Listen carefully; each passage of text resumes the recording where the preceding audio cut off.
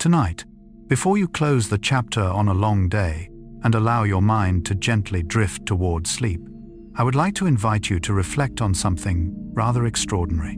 There is a force surrounding us at this very moment. It moves across the sky, passes through the depths of the earth, weaves its way through every electronic device, guides migrating birds across thousands of miles, and shields all life on our planet from the fierce storms that arrive from the Sunday. And yet, we cannot see it, we cannot touch it, we cannot hear it. It is magnetism, one of the most mysterious forces in nature. If someone were to ask what silently powers the modern world, many people might think of electricity, the internet, or artificial intelligence. Yet few realize that behind all of these wonders stands an invisible hero, the magnetic field. Without magnetism, compasses would become useless, generators would cease to function, the internet would fall silent, electric trains, modern hospitals, and even the light shining within our homes would disappear. But what is even more remarkable is that the story of magnetism does not belong solely to science. It is also a story of connection, a story of unseen forces shaping the world beyond the reach of human eyes. Carl Gustav Jung devoted his life to exploring another invisible realm, the world of the unconscious. He believed that what we see is only the surface of reality. Beneath it, deeper currents are always flowing, quietly influencing human thoughts, emotions, and behavior. In a way, the magnetic field resembles the unconscious. You cannot see it, yet you are always living within it. Tonight, we will begin a remarkable journey together through history, science, nature, and even the cosmos, exploring some of the most soothing and fascinating truths about magnets and magnetism. We will encounter flocks of birds capable of sensing direction without a map. We will descend deep into the Earth's core, where an ocean of molten iron creates a shield that protects life itself. We will peer into the human brain through enormous magnetic machines. And finally, we will travel beyond our planet, toward the stars and galaxies, where magnetism quietly weaves the very structure of the universe.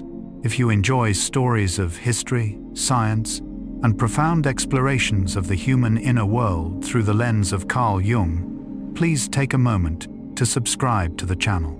Every subscription helps us continue creating these slow, relaxing, and meaningful journeys for peaceful evenings like this one. And now, find a position that feels completely comfortable. Let your shoulders relax.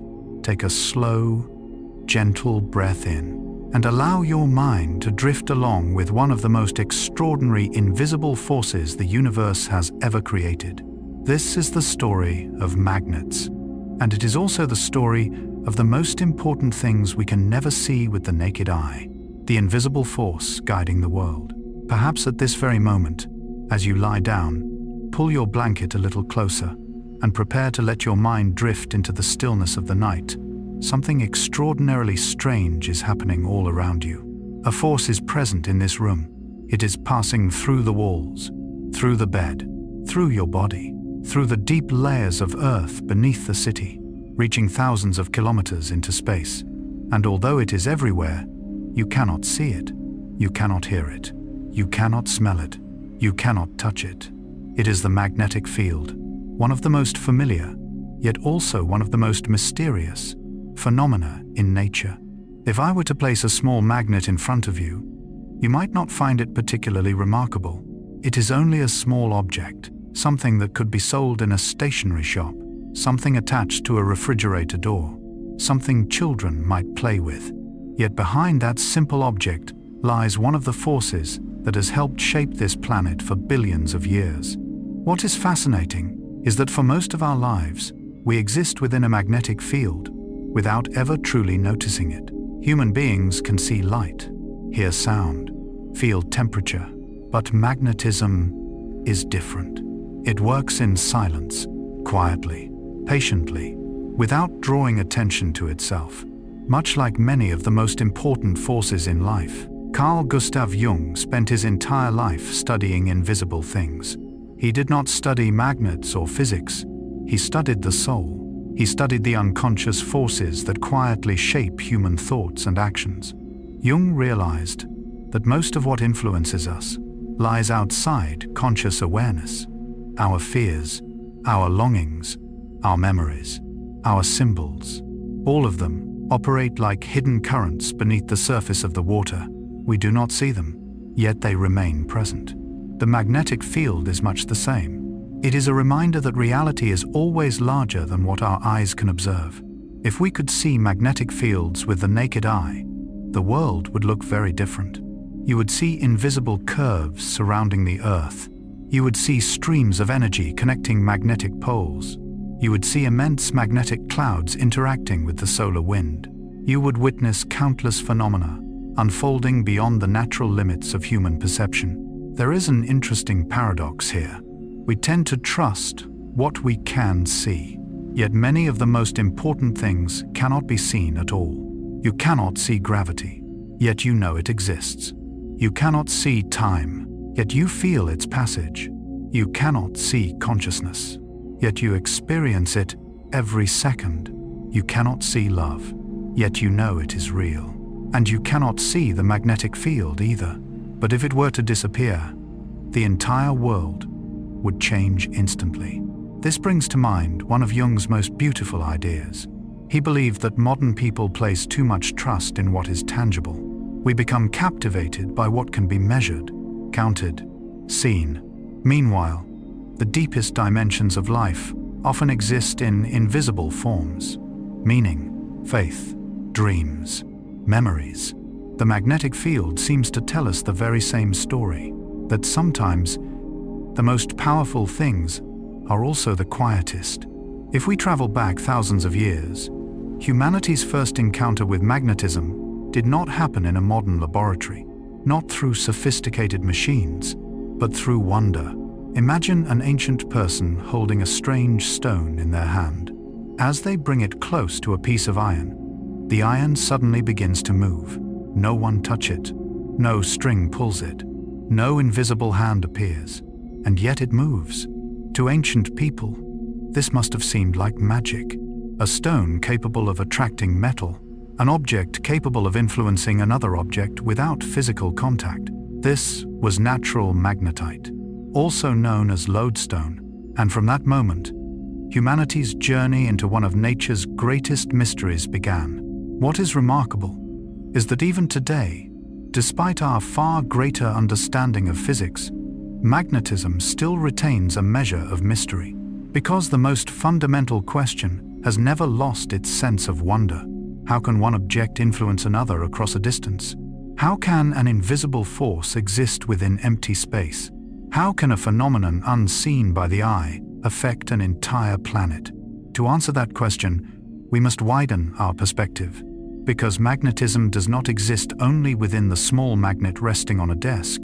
It exists on the scale of the world, and even on the scale of the universe. Think of the Earth, the planet upon which we live.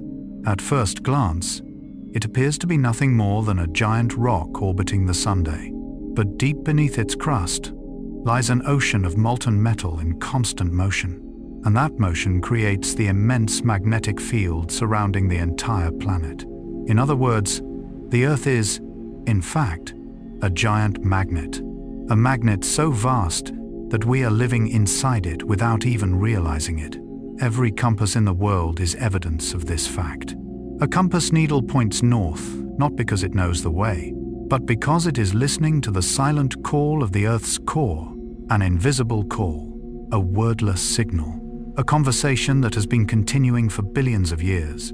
And even more remarkably, humans are not the only ones who use magnetic fields. Nature was doing so long before civilization appeared. In the darkness of night, across vast oceans, beneath skies with no signs and no maps, migrating birds still find their way. Sea turtles still return to the very beaches where they were born. Salmon still travel thousands of kilometers back to their original rivers. How do they do it? Could it be that they perceive something we cannot? Perhaps the answer will surprise you. for many species truly can sense the Earth's magnetic field.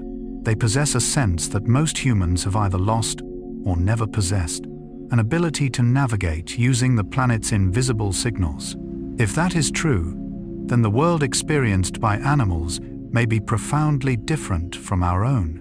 They live within an invisible map that human eyes cannot observe, and this is only the beginning of the story. For magnetism does not merely guide birds or protect the Earth, it is also quietly powering much of modern civilization. But before we explore that, take a moment to consider a simple question. If an invisible force can guide migrating birds, orient a compass, protect a planet, and exist everywhere at once, then how many other things in our lives might also be shaped by forces that the naked eye cannot see? And that is where our journey truly begins. Creatures with a sixth sense. In the previous chapter, we explored a remarkable truth, that the Earth is not merely a planet of rock and water orbiting the Sunday. It is also a giant magnet, a vast magnetic engine quietly operating deep beneath the ground. And that magnetic field does more than protect life. It is constantly sending invisible signals across the entire planet. But perhaps the strangest part of all is that humans are not the creatures that understand those signals best. In fact, many animals were using the Earth's magnetic field long before humans invented the compass, long before scientists discovered electromagnetism, long before we understood that our planet is surrounded by an invisible shield. While human beings must build instruments to measure magnetic fields, many creatures seem to carry a compass within their own bodies. And that opens the door to one of nature's most fascinating stories. The story of a sense that we scarcely possess ourselves, a sense that allows animals to perceive the invisible world surrounding them. If you have ever looked up at the sky during autumn or spring, you may have seen migrating birds, great V-shaped formations stretching across the heavens, small creatures undertaking one of the most astonishing journeys on Earth. Some travel thousands of kilometers, some cross entire continents, some even traverse vast oceans. What amazes scientists is not merely the distance, it is the precision. How can a tiny bird, weighing only a few dozen grams, find its way across an immense sky? There are no road signs, no maps, no navigation satellites, no smartphones, and yet, year after year, they reach exactly where they need to go. And then they return once more. For a long time, people assumed this was simply instinct. But the more scientists investigated, the more they realized the story was far more complex. A growing body of evidence suggests that migratory birds can sense the Earth's magnetic field. Some studies even indicate that certain molecules within the eyes of some bird species react to magnetic fields. According to one well-known hypothesis, this may allow them to see a kind of invisible map superimposed upon the world we observe. Imagine that for a moment. You look up at the sky, and instead of seeing only clouds and sunlight, you also perceive invisible pathways stretching from one horizon to the other, a navigational network woven from the magnetic field of the planet itself. Perhaps that is how a bird experiences the world, and if so, the reality it inhabits may be far richer than humans ever imagined. Carl Jung believed that human beings often confuse reality with what they are capable of perceiving. We easily assume that what we can see constitutes the whole world, yet in truth, every creature lives within its own version of reality. A dog experiences the world through scent. A bat experiences the world through sound. A bee sees ultraviolet light, and perhaps some birds experience magnetic fields. This means that reality is always larger than our perception. There are layers of existence surrounding us that remain beyond the reach of human senses. It is a thought both humbling and beautiful, because it reminds us that the universe contains far more mysteries than we know. But birds are not the only creatures blessed with this extraordinary ability. Far out in the open ocean lives another traveler even more remarkable, the sea turtle. A hatchling sea turtle may be only a few centimeters long, fragile, tiny, vulnerable, And yet years later, as an adult, it may swim thousands of kilometers across the ocean and return to the very beach where it was born. For decades, scientists were deeply puzzled by this phenomenon. How could such a thing be possible? The ocean is vast. There are no roads, no landmarks, no obvious signs. Yet research gradually revealed a remarkable possibility. Sea turtles appear to remember the magnetic characteristics of different regions of the ocean. Much as humans remember locations on a map, they remember the magnetic signature of each place, the intensity of the magnetic field, its angle of inclination, its unique geomagnetic characteristics. Together, these elements form an invisible map of the sea. A map not drawn with ink, not stored inside a computer, but encoded within a living nervous system. Whenever I think about that, I find something deeply poetic in it. Across the vast ocean, amid waves that never stop changing, a creature follows invisible traces left behind by the planet itself, as though reading a book that we cannot see. And then there are the salmon, owners of one of the strangest homecoming stories in the natural world. After years spent at sea, salmon return to the very rivers where they were born. Not merely the correct river, but sometimes even the correct tributary, a level of precision that seems almost impossible. Today, many scientists believe magnetism plays an important role in that journey. When young, salmon may memorize the geomagnetic characteristics of their birthplace. Years later, that memory helps guide them through the immense ocean. When I hear this story, it is difficult not to think about the journeys that unfold within the human soul. Jung once suggested that every person carries within them a longing to return, not necessarily to a physical place, but to the deepest essence of themselves. He called this the process of individuation, a journey toward one's inner center. Perhaps salmon are carrying out a biological version of that journey. They swim thousands of kilometers, endure countless dangers, only to return to where everything began. And perhaps, in some symbolic way, all of us are doing the same throughout our lives. Yet birds, turtles, and salmon are only the beginning of the story. For even smaller creatures are sensing this invisible world, sometimes in places where no one would expect it. In the next chapter, we will encounter honeybees, tiny magnetic bacteria, legendary homing pigeons, and mysterious predators of the sea, creatures living in a world that humanity is only beginning to understand. A world where magnetic fields are not scientific concepts, but an ordinary part of everyday life. If migrating birds, sea turtles, and salmon have already filled us with wonder, then the story of smaller creatures may be stranger still. For sometimes nature's greatest secrets are hidden within its smallest bodies. Let us begin with the honeybee. In human imagination, bees are often associated with flowering meadows, golden hives, and the sweetness of honey. Yet within those tiny bodies exists a sensory system so sophisticated that scientists are still uncovering its secrets. Bees do not merely see colors differently from humans. They do not merely perceive ultraviolet light. Some studies suggest they may also respond to the Earth's magnetic field. For a creature that must fly kilometers in search of flowers and then return to precisely the right hive, such an ability would be invaluable. Imagine leaving your home in the morning, traveling through thousands of similar-looking streets, without signs, without a phone, without GPS, and still finding your way back to the same familiar doorway by evening. That is what bees accomplish every day. Their world seems woven from signals we never notice. Yet perhaps the strangest story belongs to creatures even smaller than bees. Creatures so tiny that millions of them could fit upon the head of a pin. Magnetotactic bacteria. When scientists first discovered them in the 20th century, many were astonished, because inside these single-celled organisms exist microscopic crystals of magnetic minerals. These crystals function like miniature compasses, helping the bacteria orient themselves according to the Earth's magnetic field.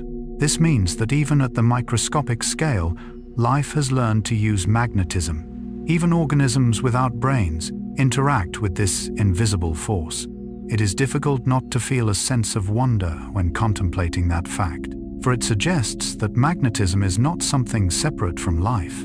It became woven into life itself very early in Earth's history, perhaps from the very first days when living organisms appeared on this planet. Sometimes I wonder how many other invisible connections exist between life and the universe that we have yet to discover. Carl Jung believed that consciousness is only a small island rising above a vast ocean of unconsciousness. What we know is always far less than what exists. The more deeply we explore nature, the more his observation seems to ring true. Every answer leads to new questions. Every mystery solved reveals deeper mysteries beyond it. And then we arrive at one of the ocean's most formidable hunters, the shark. When most people think of sharks, they imagine sharp teeth and fearsome predatory instincts. Yet what astonishes biologists most lies within their sensory system. On a shark's head are specialized organs known as the ampullae of Lorenzini. These organs can detect extraordinarily weak electrical signals so faint that they can sense the nerve activity and muscle movements of prey. This means that even when a shark cannot see another creature, it may still know that creature is there. Some scientists believe this electrical sensitivity may also help sharks navigate through the oceans by detecting interactions between natural electric currents and the Earth's magnetic field. If that is true, sharks are perceiving a layer of reality entirely different from our own. An invisible ocean of electrical and magnetic signals, a world of energy constantly flowing around them. And perhaps no creature is more closely associated with navigational mystery than the homing pigeon. For centuries, humans relied on carrier pigeons. These birds could be transported great distances and still find their way home. Such an ability once seemed almost miraculous. Today, we know that pigeons use many sources of information: the sunday, scents, landmarks, and possibly the Earth's magnetic field as well. Within their bodies, scientists have found evidence suggesting a capacity for geomagnetic sensing. Like many migratory birds, pigeons may be using an invisible map that human beings cannot see. When I think about this, I often find something deeply beautiful in it. Human beings tend to regard themselves as the most intelligent creatures on the planet. And perhaps in many ways that is true. But intelligence is not everything. A bird may perceive signals of which we remain entirely unaware. A bee may see colors invisible to human eyes. A bat may see through sound. A shark may sense electric fields. Every creature lives within its own version of reality. And that brings us back to one of Carl Jung's most profound questions. Is what we call the world truly the whole world? Or is it merely the small portion that human senses allow us to experience? Perhaps reality is like a vast symphony. Human beings hear only a few of the instruments, while other creatures hear different parts of the same music. No one hears the entire composition. No one possesses the complete picture. Each creature holds only one piece of the puzzle, and that is precisely what makes the world so rich.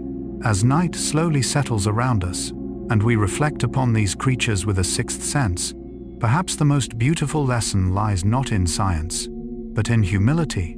Magnetism was here billions of years before human beings appeared. Ancient creatures learned to sense it, learned to live with it, learned to use it as a guide through a vast and uncertain world. Perhaps our lives are much the same. We do not always see the road ahead. We do not always understand everything that is happening. Yet sometimes, there are quiet signals guiding us onward. An intuition, a memory, a belief, a feeling that we are moving in the right direction, like the invisible compass carried within migrating birds. And through these small creatures, we begin to recognize a larger truth. Magnetism does not merely exist in nature. It has become one of the foundations of the modern world. From hospitals to the internet, from power plants to the phone resting in your pocket. The civilization in which we live depends upon magnetic fields far more than most people have ever imagined. And that is the story we will explore in the next chapter: magnetism.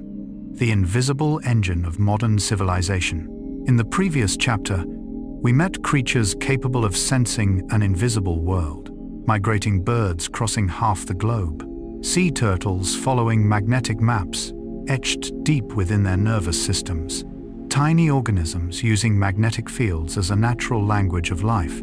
But tonight, as we continue our journey, we will discover something even closer to home. For magnetic fields do more than guide birds, more than protect the earth, more than exist within oceans and skies. They are present in nearly every moment of modern life. Right now, in the room where you are resting, in the phone that may be lying beside you, in the gentle light of a lamp, in the fan quietly spinning nearby, in the internet connecting billions of people. And the strange thing is that most of us rarely think about it. Human beings have a very natural tendency. We notice what is unusual, what stands out, what makes the loudest noise. Meanwhile, the things that sustain everyday life gradually become invisible through familiarity, like air, like a heartbeat, like gravity, and like magnetism. If we could travel back roughly 200 years, the world would look very different. No electric lights illuminating cities at night, no subway trains, no elevators, no internet, no data centers, no modern hospitals filled with sophisticated technology. Civilization still existed, but its rhythm was entirely different. Then a remarkable series of discoveries began. Human beings realized that electricity and magnetism were not separate phenomena. They were different expressions of the same force. A simple discovery on paper, yet powerful enough to transform the course of human history.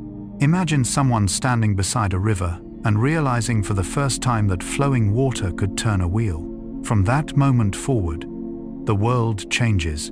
The discovery of electromagnetism was much the same. When scientists such as Michael Faraday began to understand the relationship between magnetic fields and electricity, a great door opened. And through that door, modern civilization entered. Magnetism and the machines that see inside the human body. In the previous chapter, we explored a remarkable truth together, that magnetism does not exist only within small magnets, not only within the depths of the earth, not only guiding migrating birds or powering electrical generators. It is quietly supporting the entire framework of modern civilization, from the light shining in the room where you are resting, to the vast data centers preserving humanity's digital memories. But tonight, our journey takes us somewhere even more extraordinary. A place where magnetic fields do more than operate machines. A place where they begin to explore human beings themselves. A place where the same force capable of lifting a car weighing several tons can also peer into a thinking brain. A place where physics, biology, and the mysteries of consciousness meet. This is the world of MRI. If you have ever walked through a large hospital, you may have seen one. A giant white machine, quiet, outwardly simple, yet within it lies one of the most astonishing achievements of modern science. MRI stands for magnetic resonance imaging. The name may sound highly technical, but the idea behind it is almost poetic in its beauty. Because instead of using a scalpel to look inside the body, instead of opening the skull to observe the brain, human beings learned how to listen to the invisible signals emitted by atoms themselves. Pause for a moment and consider that, for most of history, the human body was a mystery. Doctors could see only what lay upon the surface, what appeared before the eyes, what could be touched. Yet most of the body's story unfolds within, in darkness, hidden behind skin, hidden behind bone, hidden behind layers of soft tissue that human eyes cannot penetrate. And then magnetism arrived as a key, not by breaking down the door, not by harming the body, but by gently opening a new path. What is fascinating is that the secret of MRI does not lie in the brain, nor in the heart, nor in the bones, but in one of the simplest atoms in the universe, hydrogen. Hydrogen is the most abundant element in the human body, because our bodies are largely composed of water. And water contains vast numbers of hydrogen atoms. What makes hydrogen remarkable is that each of its nuclei behaves like a tiny magnet, a microscopic compass, a tiny magnetic arrow continuously spinning within the microscopic world. Imagine trillions upon trillions of these tiny compasses existing inside your body, within every drop of blood, within every cell, within every region of your brain. They are too small to see, too small to touch, yet they are there, quietly, silently, like stars scattered throughout a miniature universe.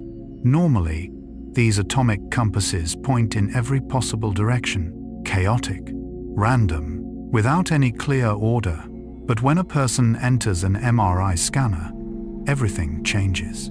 A tremendously powerful magnetic field is generated, tens of thousands of times stronger than the Earth's magnetic field. Almost instantly, countless hydrogen atoms begin to align themselves, like a crowd turning toward the same direction, like millions of compass needles responding to an invisible call. That is the first moment of the miracle. Yet the real miracle comes next. The MRI machine sends brief pulses of radio waves into the body. The hydrogen atoms respond. They vibrate. They shift their state. And when they return to their original positions, they emit extraordinarily faint signals. Signals so small that no human sense could ever detect them. But computers can. And from billions upon billions of these tiny signals, images begin to emerge, layer by layer, layer by layer, layer by layer, like a fog slowly lifting to reveal a hidden forest. Doctors can see the brain, the spinal cord, the muscles, the internal organs, without making a single incision. Whenever I think about this, I'm reminded of something deeply connected to the spirit of Carl Jung. For throughout his life, Jung was trying to do something remarkably similar. He did not use magnets. He did not use MRI scanners. Yet he was always trying to look beneath the surface of human beings, beyond words, beyond behavior, beyond the masks we wear each day. Jung believed that beneath consciousness lies an entire world, a vast realm that most of us never see directly, yet one that is always present, always influencing our lives.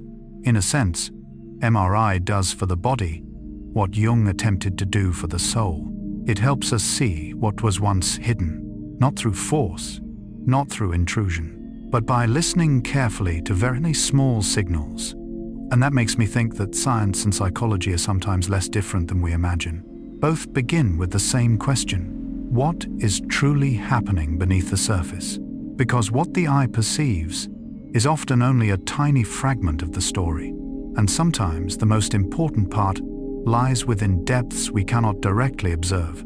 Yet MRI contains another secret, a secret perhaps even stranger than the first, because to create such powerful magnetic fields, scientists must use a special kind of magnet, not an ordinary magnet, not the sort found inside electric motors, but superconducting magnets, remarkable machines that operate at temperatures so cold they almost exceed imagination. And those magnets lead us toward one of the coldest environments humanity has ever created. A world where matter behaves in entirely unfamiliar ways.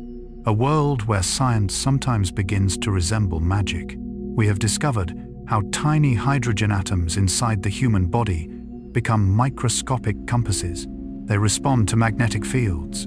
They emit signals that are almost impossible to detect. And from those signals, MRI machines create images of the brain, spine, and internal organs without requiring a single incision. But to accomplish this, MRI requires extraordinary power, a magnetic field far stronger than any ordinary magnet we encounter in daily life. And to generate such power, scientists must enter a world almost completely removed from everyday human experience. A world of cold, a cold so profound that it is difficult to imagine. When people think about the coldest places on Earth, they often picture the Arctic or Antarctica, frozen landscapes, icy winds. Yet what is surprising is that inside a modern MRI machine, temperatures can be far lower still.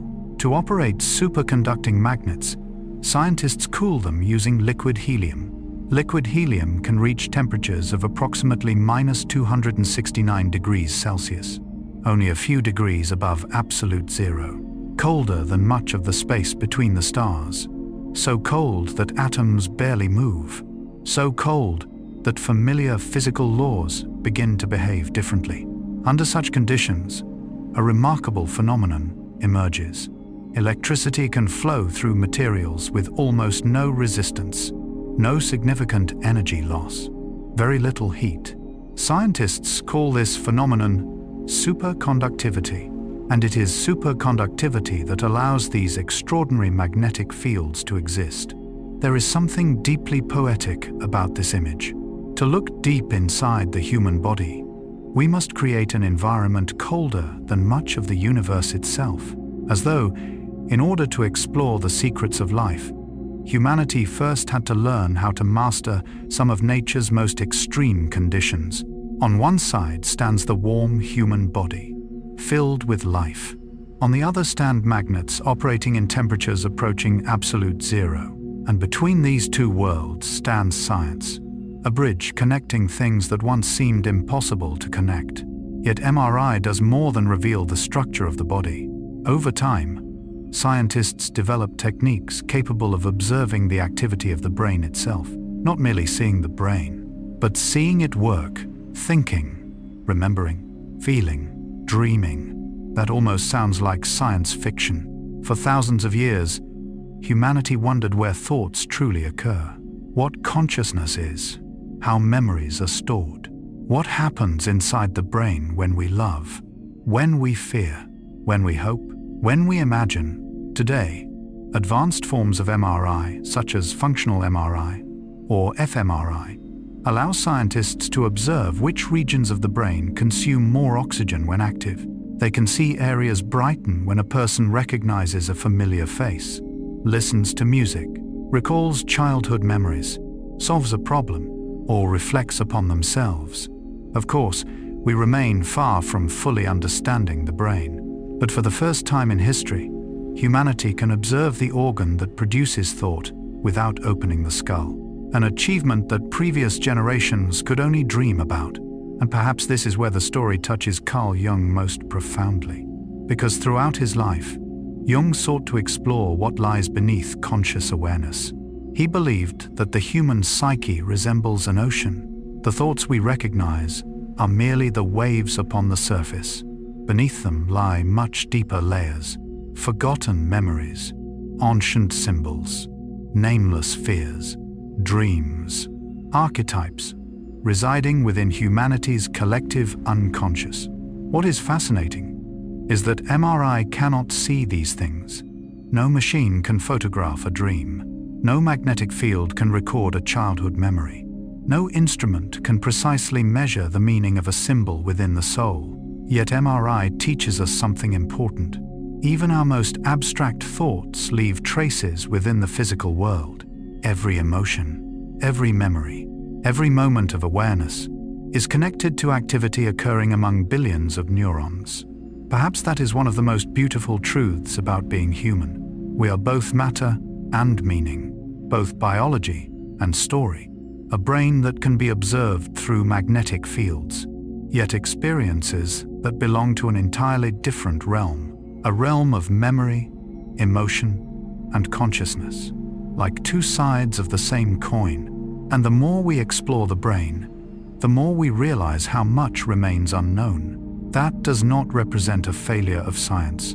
Quite the opposite. It is the beauty of science. Every answer opens new questions. Every door leads to a longer corridor. Every mystery revealed uncovers deeper mysteries beyond. Perhaps Jung would have smiled at that, for he believed that the journey of self-understanding never truly ends. A human being is not a problem to be solved, but a story continually unfolding, a lifelong voyage of discovery. And perhaps MRI stands as a beautiful symbol of that spirit, a machine born from magnetic fields, a tool that helps us look more deeply into ourselves, not to conquer the final mystery, but to recognize that countless wonders still await discovery. It is astonishing to think that the same force capable of lifting an automobile inside a factory can also help physicians observe delicate details within the human brain. The same magnetic field powers electric motors, data centers, and some of the most advanced medical technologies ever created. And that reminds us of something profound. The fundamental forces of nature are often far simpler than they appear. From those simple laws emerges all the complexity of the world. And when discussing humanity's exploration of magnetism, we cannot ignore another fascinating question. When did human beings first discover this strange force? Who was the first person to pick up a stone that attracted iron and wonder what was happening? How did a mysterious natural phenomenon eventually lead to the compass, electricity, MRI technology, and modern civilization itself? That is the story we will explore in the next chapter, the historical journey of magnets. In the previous chapter, we entered the extraordinary world of MRI, a world where magnetic fields allow human beings to look deep inside the body without making a single incision, a world where tiny hydrogen atoms become silent storytellers, revealing the secrets of the brain and internal organs. And it is remarkable to think that the same force capable of lifting a car inside a factory can also help physicians observe the traces that thoughts leave within the brain. But tonight, we will leave behind modern hospitals, leave behind advanced laboratories, leave behind machines worth millions of dollars, and travel backward through time, back to a world without electricity, without engines, without the internet, without modern science, a world where the story of magnetism began with wonder. For before magnets became the foundation of technological civilization, they were simply strange stones resting among ordinary rocks, stones that caused the first people who encountered them to stop and ask a simple question: what is happening here? The secret of Earth's magnetic field. Together, we have traveled through a journey spanning thousands of years, from the first magnetic stones that filled humanity with wonder, to the tiny compasses that transformed the history of navigation. A stone capable of attracting iron ultimately helped ships cross entire oceans. Yet behind every compass lies an even greater question, a question our ancestors could not answer. Why does the needle always turn north? What is calling to it? What is guiding it? And perhaps most importantly of all, what is happening inside the very planet we call home? Tonight, we will step into one of the Earth's greatest mysteries, a mystery hidden not upon the surface, not within the oceans, not atop the mountains, but thousands of kilometers beneath our feet, a place no human being has ever visited, a place of darkness, of immense heat, and of vast rivers of molten iron that never stop moving. The birthplace of Earth's magnetic field. If you could see through the crust of our planet, through layers of rock thousands of kilometers thick, you would discover an entirely different world. No forests, no oceans, no cities, only immense pressure, extreme temperatures, and oceans of molten metal. Scientists call this region the Earth's outer core, a layer more than 2,000 kilometers thick, composed primarily of liquid, iron, and nickel. Yet what makes the outer core extraordinary is not merely what it contains, it is how it moves. Those rivers of molten metal do not stand still. They swirl endlessly.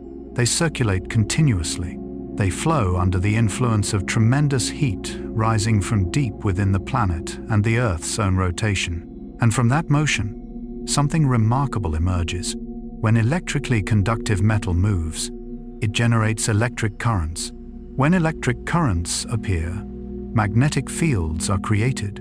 Those magnetic fields then influence the flowing metal in return, creating a self-sustaining cycle, a vast, natural machine. Scientists call this process the geodynamo. The word may sound technical, but in simpler terms, the geodynamo is the magnetic heart of the planet, a machine that has been operating for billions of years, without fossil fuels, without switches, without engineers to maintain it, quietly working day after day.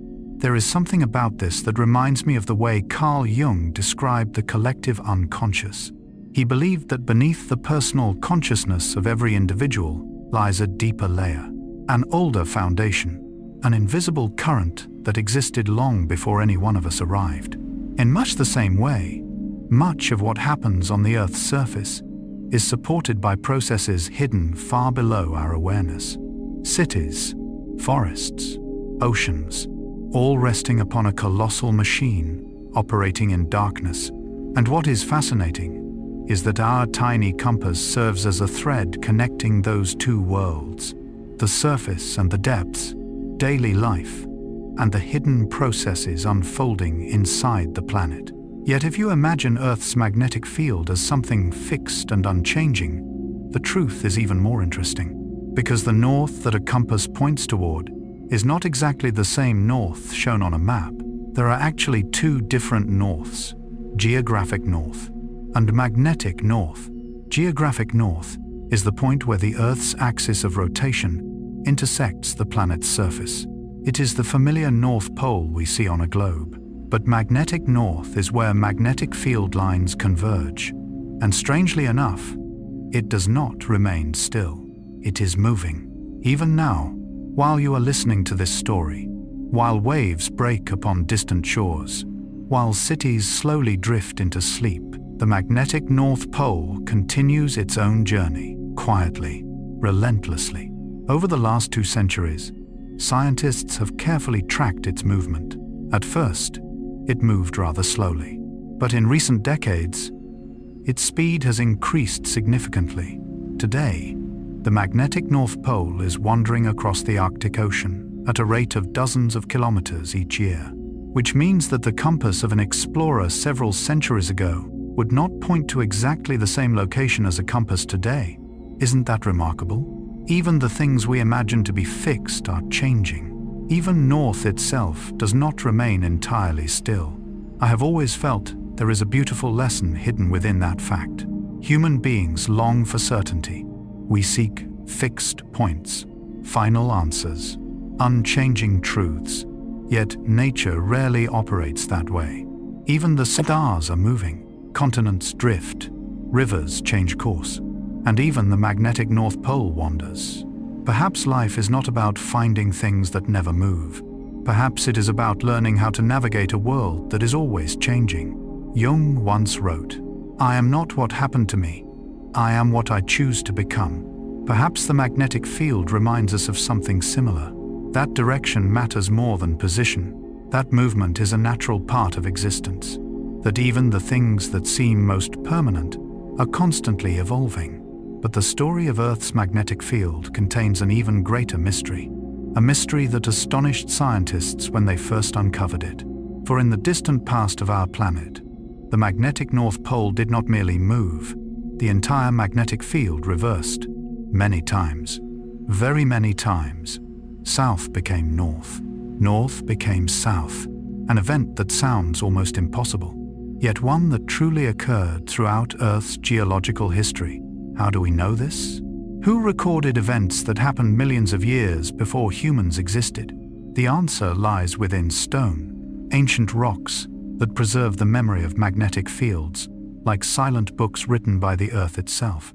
And those books of stone will lead us into the next part of the story.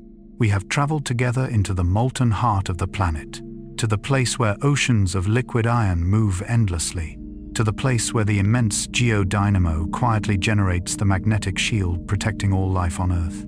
We also discovered something surprising. The magnetic North Pole is not standing still. It is wandering across the Arctic Ocean, like a traveler who never stops walking. But something even stranger is true. The magnetic North Pole has not merely moved. At various times throughout Earth's distant history, it disappeared and then reappeared on the opposite side.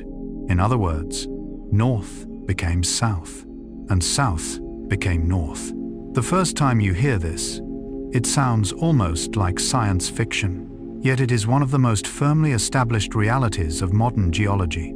Scientists call it a geomagnetic reversal. Throughout Earth's more than 4 billion-year history, the magnetic field has reversed many times. not according to a fixed schedule, not according to a predictable timetable. Sometimes tens of millions of years separate one reversal from the next. Sometimes the intervals are much shorter, like the slow breathing of an ancient planet. But how do we know this? How can human beings know what happened millions of years before our species existed? The answer lies in rocks. And this is where the story becomes particularly beautiful, because it turns out that the Earth possesses a memory. Not memory in the human sense, not memories made of images or emotions, but memory recorded within minerals. When molten lava rises from deep underground and gradually cools, iron-containing crystals begin to form. During that process, they behave like countless microscopic compasses. They align themselves with the Earth's magnetic field at that moment in time. Then, as the rock cools completely, that orientation becomes frozen in place, like a photograph taken in an instant, like words carved into stone. Millions of years later, geologists can read those traces. They can determine which direction the magnetic field pointed, whether it was strong or weak, stable or unusual. Ancient rocks become journals of the planet, pages written not with ink, but with magnetism. Whenever I think about this, I am reminded of one of Carl Jung's most famous ideas. Jung believed that the past never truly disappears. It leaves traces within the soul, childhood experiences, forgotten memories, wounds, moments of joy. All leave their mark within us. Even when consciousness forgets, the unconscious remembers. Ancient rocks seem very much the same. They are the unconscious of the planet, quietly preserving memories long after the Earth's surface has changed. Through these memories written in stone, scientists discovered something even more remarkable beneath the oceans. While studying basalt rocks on either side of the great mid-ocean ridges, they noticed a strange pattern. Bands of rock with normal magnetic orientation, alternating with bands of reversed magnetic orientation, stretching for thousands of kilometers across the ocean floor. Seen from above, they resemble immense stripes painted across the seabed. Even more remarkable, the stripes appear almost perfectly symmetrical on both sides of the ridges. At first, no one understood what this meant. Then a bold idea emerged. What if the ocean floor is not standing still? What if the Earth's crust is slowly expanding? Scientists gradually realized that molten material continuously rises at mid-ocean ridges. As it cools, it forms new crust. The new crust pushes older crust away from the ridge, like an enormous conveyor belt, operating at an incredibly slow pace, so slowly that no human lifetime could perceive it, yet fast enough to reshape the entire planet over millions of years. Those symmetrical magnetic stripes became powerful evidence for plate tectonics, one of the greatest revolutions in Earth science. Suddenly, continents were no longer immovable masses of land. They became travelers, drifting, colliding, separating, reuniting, mountains rising, oceans widening, continents once joined together moving apart. The Earth, it turned out, was not a motionless statue. It was a geological organism in constant motion. Perhaps this is one of the most beautiful lessons science offers us, that things which appear permanent are often changing. Mountains that seem eternal, oceans that seem timeless, continents that seem fixed, all are moving, simply too slowly for human eyes to notice. Our own lives are often much the same. The deepest transformations rarely happen in a single day or a single week. They unfold quietly over many years, until one day we look back and realize we have become someone new. Jung called this inner transformation, a process that unfolds gradually, gently, almost invisibly, like the drifting of continents, like the wandering of the magnetic North Pole, like the molten rivers of metal flowing silently beneath our feet. And there is one final detail that makes this story even more extraordinary. Each time the magnetic field reverses, the planet seems to rewrite its own coordinate system. The compass of a creature living millions of years ago would have pointed in the opposite direction from ours today. Yet life continued. The oceans remained. Species continued to evolve. The Earth continued its journey around the Sunday. That reminds us of something important. Change is not always a sign of collapse. Sometimes change is nature's way of reorganizing itself, its way of seeking a new balance. Perhaps the human soul works in much the same way. At times, we pass through periods of confusion, moments of disorientation, crises, profound transformations, not to lose ourselves, but to discover a new version of who we are. As the night grows deeper, take a moment to imagine the living planet beneath your feet, a world far more dynamic than its calm surface suggests. Deep underground, rivers of molten iron continue to flow. The magnetic North Pole continues its journey. Ancient memories remain preserved within stone, and beneath the oceans, magnetic stripes continue telling the story of a planet forever in motion. Yet magnetism does not belong only to geology, not only to stone, not only to compasses, for an even greater discovery lies ahead. A discovery that revealed electricity and magnetism are not separate phenomena at all, but two faces of the same reality. A revelation that opened the age of electric power, motors, the internet, and modern civilization itself. And that is the story we will explore in the next chapter. Electricity and magnetism, two faces of the same force. In the previous chapter, we explored one of the oldest secrets of our planet, the rivers of molten iron quietly flowing beneath our feet, the magnetic memories preserved within ancient rocks, the geomagnetic reversals that have occurred throughout millions of years of Earth's history. And along the way, we discovered something remarkable, that even the things which seem most permanent are always in motion. But tonight, our journey enters an entirely new chapter, a chapter that is no longer only about magnets, no longer only about magnetic fields, but about a discovery that transformed the course of human civilization. A discovery revealing that electricity and magnetism are not separate phenomena at all. They are two faces of the same reality, two expressions of a deeper force. There are ideas in the history of science that resemble doorways. Once opened, the world beyond them can never look the same again. The discovery of electromagnetism was one of those doorways. Before the 19th century, electricity and magnetism were regarded as entirely different phenomena. Electricity belonged to lightning flashing across the sky, to mysterious currents producing strange effects in laboratories. Magnetism, meanwhile, belonged to magnets and compasses. Few imagined that a profound connection existed between them, until a series of simple experiments began to change everything. One of the most important moments arrived in 1820. A Danish physicist named Hans Christian Ørsted noticed that when an electric current flowed through a wire, a nearby compass needle moved. At first glance, this may not seem particularly extraordinary, but to scientists of the time, it was a shock, because it meant that electricity could create a magnetic field. Two phenomena once thought to be independent were suddenly linked. A doorway had opened, and beyond that doorway lay an entirely new world. Whenever I look back on this story, I feel there is something deeply connected to the spirit of Carl Jung. Jung devoted much of his life to uncovering hidden connections. He believed that many things appearing separate on the surface are united at deeper levels. Consciousness and the unconscious, reason and emotion, human beings and symbols, all are different aspects of a greater whole. Electricity and magnetism seem to tell a similar story.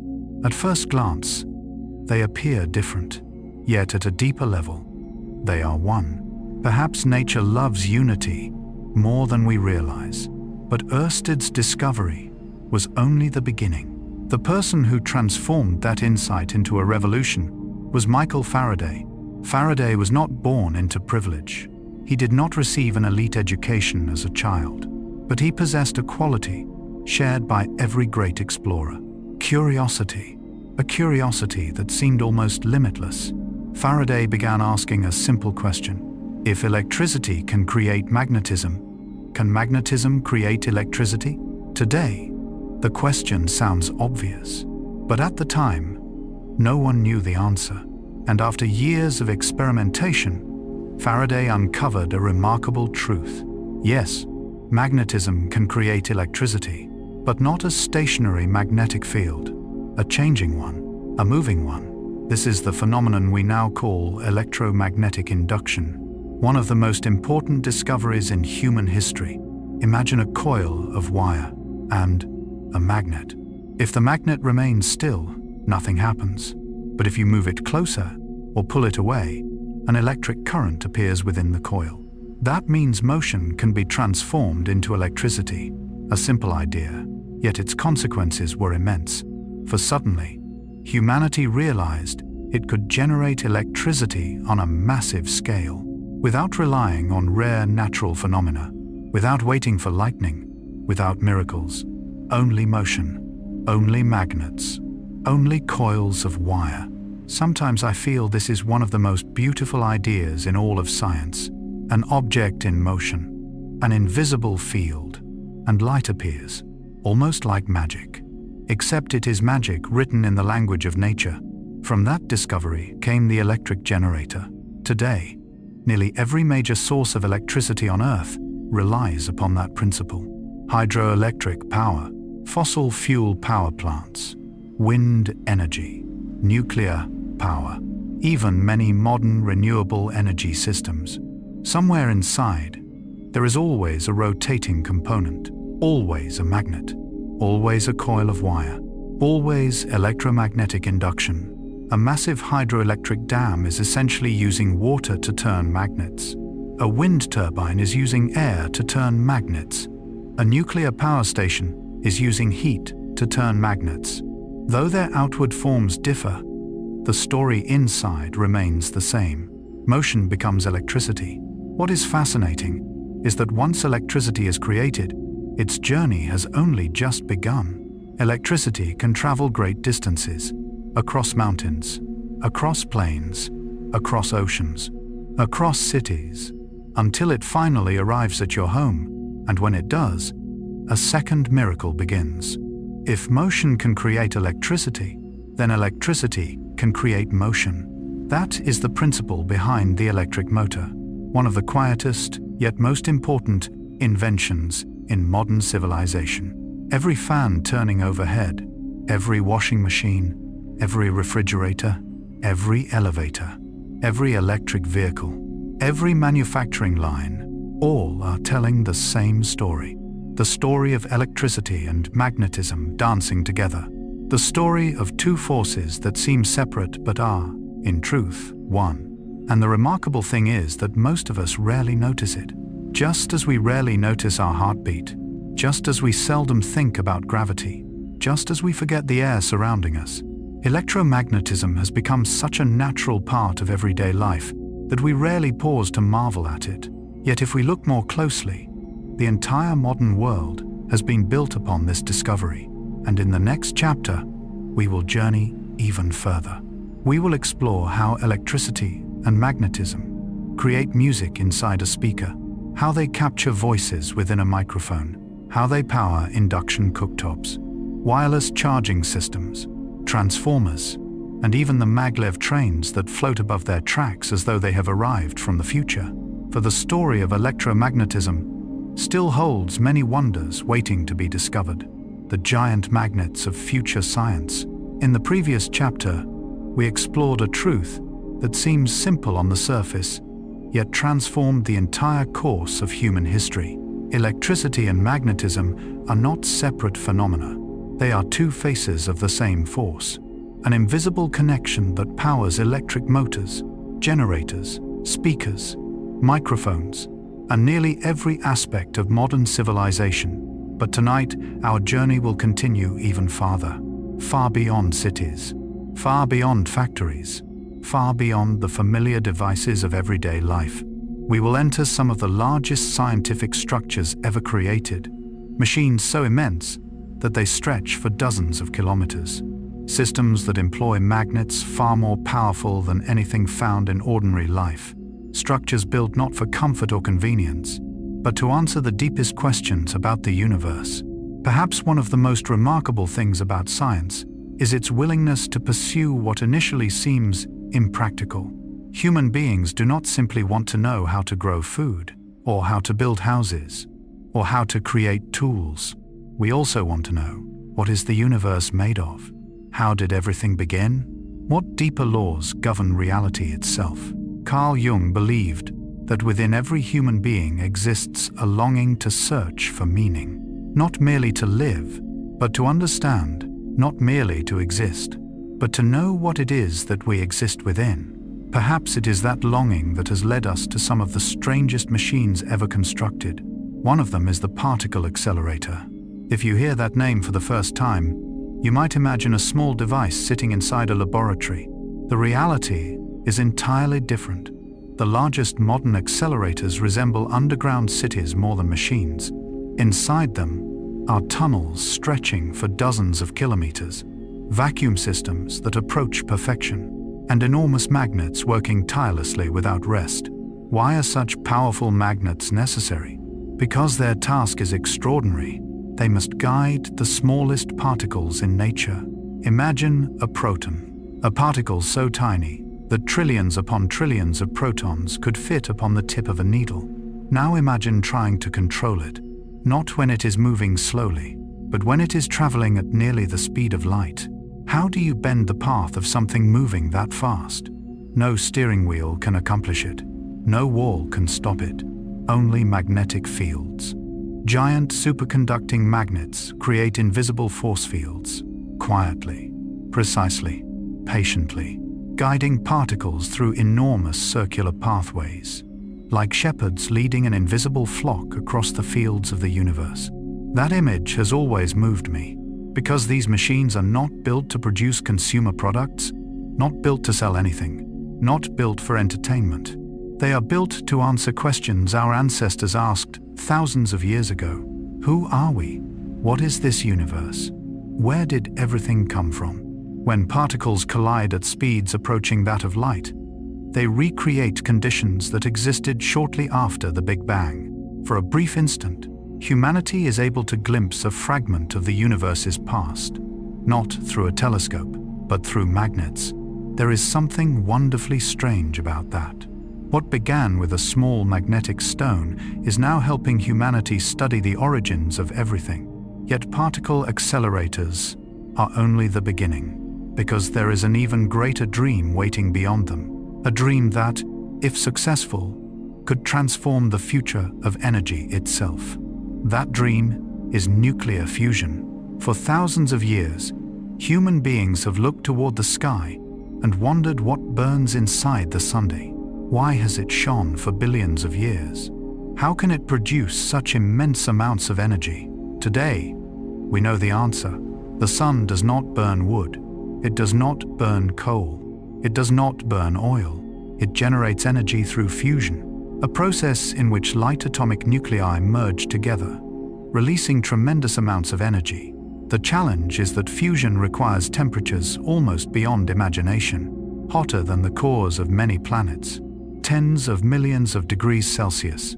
At such temperatures, matter is no longer a solid, no longer a liquid, no longer a gas. It becomes plasma, a strange state of matter in which atoms are completely separated into charged particles. But how do you contain something so hot? No material can touch plasma directly without being destroyed. And once again, magnetism appears. Like a quiet hero, scientists create enormous superconducting magnets.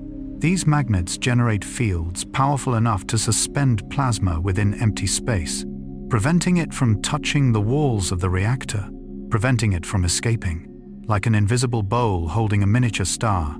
If this sounds like science fiction, it is because modern science often reaches beyond what most of us imagine possible. An artificial star, held in place by magnetic fields, controlled by giant magnets, built by small creatures living on a blue planet orbiting an ordinary star. There are evenings when I think about this and feel a profound sense of humility. Human beings are both small and extraordinary. We exist for only a brief moment in the history of the cosmos. Yet we can learn the laws that created the stars. and even attempt to recreate them ourselves. Perhaps this is one of the most beautiful expressions of the human spirit, never ceasing to learn, never ceasing to explore, never ceasing to reach towards something greater than ourselves. Yet the story of giant magnets does not end there, for beyond helping us study the origins of the universe and recreate the power of stars, magnetic fields are quietly helping solve a very practical problem, a problem involving millions of tons of metal, millions of tons of waste, and the future of a more sustainable world. Together, we have stepped inside some of the greatest scientific achievements humanity has ever built.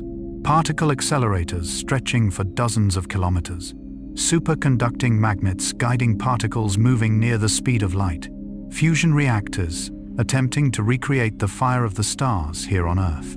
These are enormous dreams, projects aimed toward the distant future. Yet what is fascinating is that these powerful magnets are not serving only the grandest questions of physics. They are also quietly solving very ordinary problems, problems found in the cities where we live, problems involving waste, metals, and the future of our planet. Every year, humanity produces billions of tons of waste. Among it are countless valuable metals: iron, steel, aluminum, copper, nickel, materials extracted from the earth through immense effort and energy. If they are buried in landfills, those resources are lost. If they are recycled, they become part of a new cycle of life. And magnetic fields play an important role in making that possible. Inside modern recycling facilities, giant industrial magnets hang above conveyor belts. Streams of mixed materials pass beneath them: plastic, paper, glass, metal, all mixed together. Yet for a magnet, that apparent chaos is not a problem. It recognizes what it seeks. It attracts iron and steel, separating them from everything else, quietly, quickly, accurately, day after day. Millions of tons of metal are sorted this way, not by human eyes, not through complicated decisions, but through the simple laws of nature. There is something deeply meaningful in that image, because sometimes progress does not come from creating something entirely new. Sometimes it comes from learning how to work with laws that have existed all along. A magnet does not know it is conserving resources. It does not know it is reducing emissions. It does not know it is helping protect the environment. It simply does what it has always done. It responds to magnetic fields. But when human beings understand that principle, new possibilities emerge. A new future becomes possible. Carl Jung believed that maturity does not come from discarding the past. It comes from transforming it. He often spoke about forgotten parts of the psyche, memories, wounds, rejected aspects of ourselves. According to Jung, healing is not about throwing those things away. It is about transforming them into something meaningful. I have always seen an interesting parallel between that idea and recycling. An object considered waste, something thought to have lost its value, can become the raw material for a new beginning, not through magic, but through transformation. An old metal can may become part of a new vehicle. A discarded piece of steel may become part of a future bridge. Something that seemed finished was merely preparing for its next chapter. Perhaps nature has always worked this way. Nothing truly disappears. Everything simply changes form. Leaves falling to the ground become nourishment for new growth. Dying stars create the elements that form future generations of stars. Old materials become new materials. And human beings continually recreate themselves through experience. Magnetism, in its quiet way, participates in that cycle. But when we step back and look at the larger picture, the role of giant magnets extends far beyond recycling and energy production. They are helping shape the future itself. Imagine a world where fusion energy operates reliably, a world where reactors generate electricity from common elements such as hydrogen, a world less dependent on fossil fuels, with fewer emissions, less pollution. That future remains a goal rather than a reality, a difficult goal. But what is remarkable is that at the heart of that dream remains magnetism, the same superconducting magnets, the same ability to guide invisible forces. That realization always reminds me of an interesting paradox. For most of history, human beings were captivated by things they could see: massive pyramids, great cities, monuments of stone. Yet today, the technologies most important to civilization often depend upon things invisible to the eye: electricity, magnetic fields, data, radio waves, subatomic particles. The true foundations of the modern world are largely unseen. Perhaps this is a lesson Carl Jung would have appreciated deeply, for he believed that the most powerful forces in human life often exist beyond direct perception. Not what we see, but what operates beneath what we see. Not actions themselves, but the motivations behind them. Not words, but the meaning hidden within them. Magnetism is much the same. You cannot see it, yet you see its effects everywhere.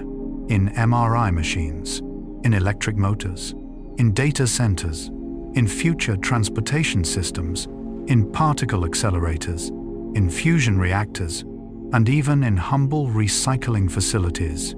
The more we explore magnetism, the more we realize that this is not merely a story about magnets. It is a story about learning to understand and cooperate with nature. Human beings did not create magnetic fields. We simply learned to listen to them, to work with them, to transform them into tools for greater purposes. And perhaps that is how all genuine progress occurs. Not through conquering nature, but through understanding it. Not through domination, but through collaboration. As the night grows deeper, take a moment to imagine the giant magnets working somewhere on this planet. Inside underground tunnels where particles race near the speed of light. Inside laboratories striving to create miniature stars. Inside recycling plants sorting millions of tons of metal. All connected by the same invisible force.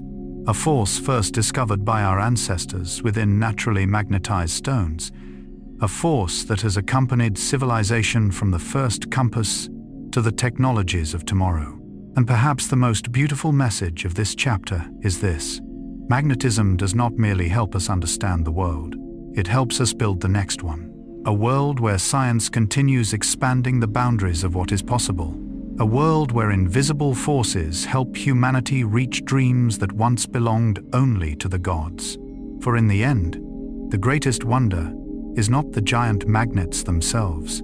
It is that a small species living on a blue planet learned how to use them to study the origins of the universe and recreate the energy of the stars. Magnetic fields are helping humanity recreate the energy of the stars. And that is the perfect bridge into our next chapter.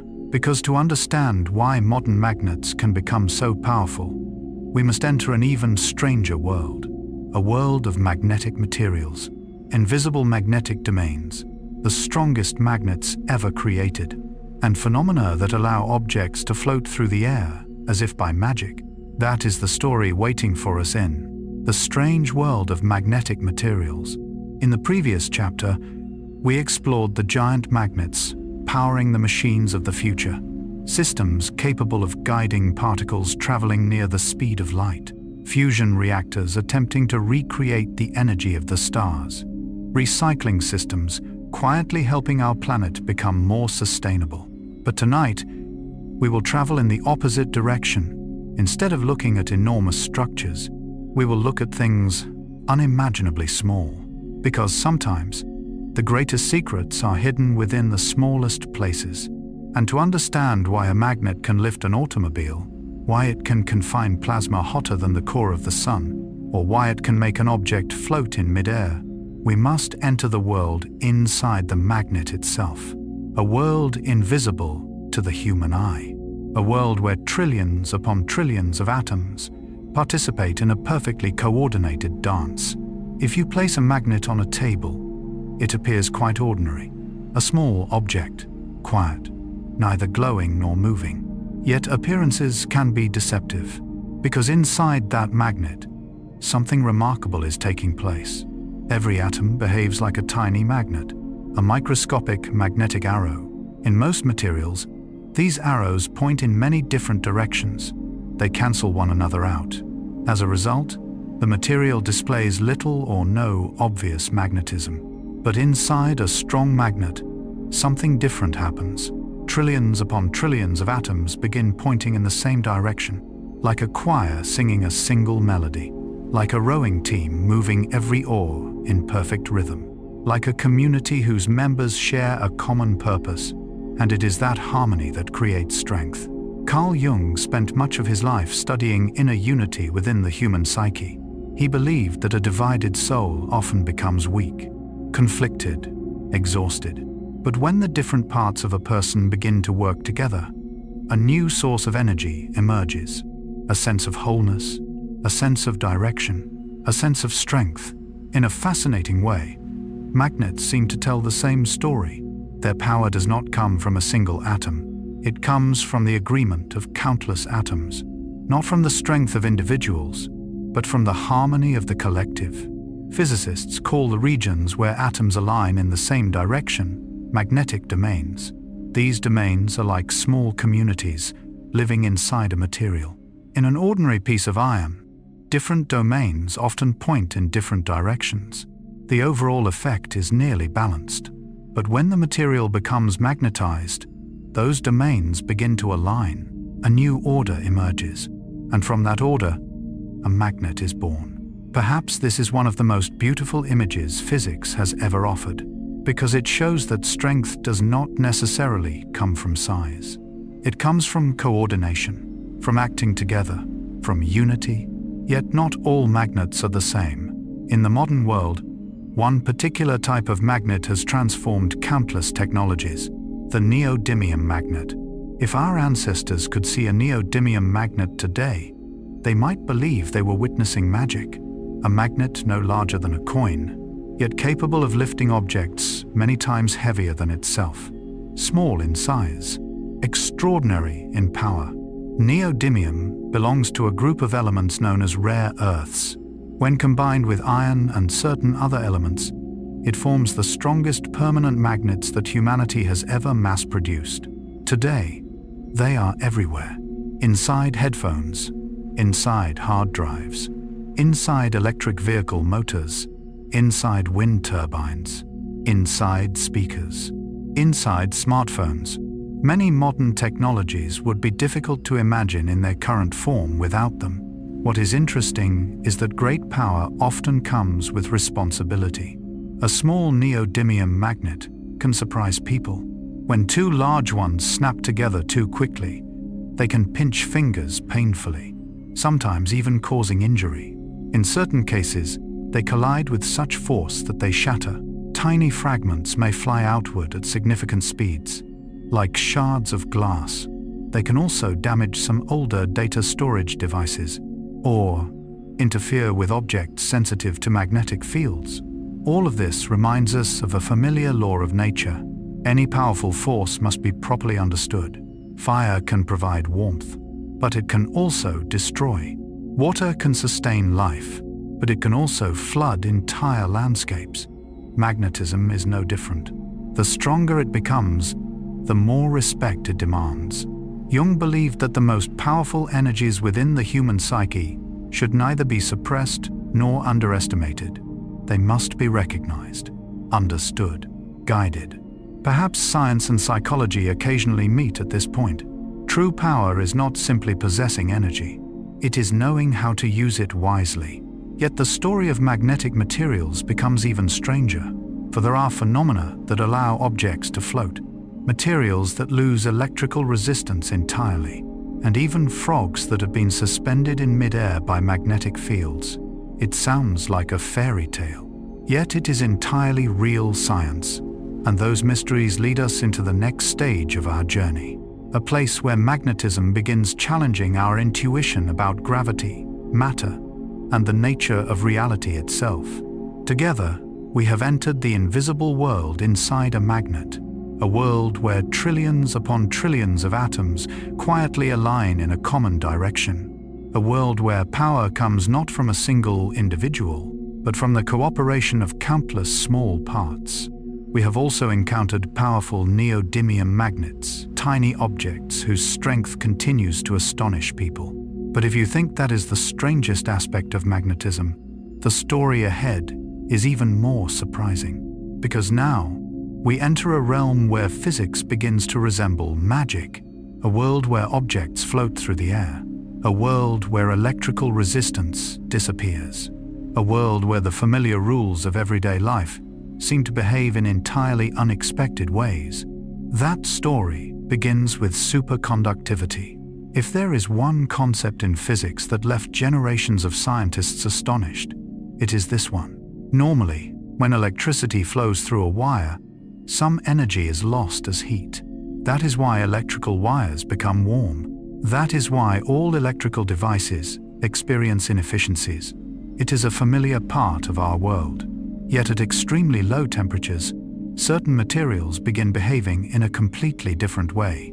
Their electrical resistance suddenly vanishes, not merely becoming very small, but becoming almost zero. Electric currents can circulate through these materials for extraordinarily long periods, with virtually no loss of energy. This is superconductivity, one of the strangest phenomena ever discovered. And then something even stranger appears. When a material enters the superconducting state, it does not simply change how electricity moves through it. It also changes how it interacts with magnetic fields. Scientists call this the Meissner effect. The name sounds technical, yet the idea behind it is beautifully simple. A superconductor tends to expel magnetic fields from its interior.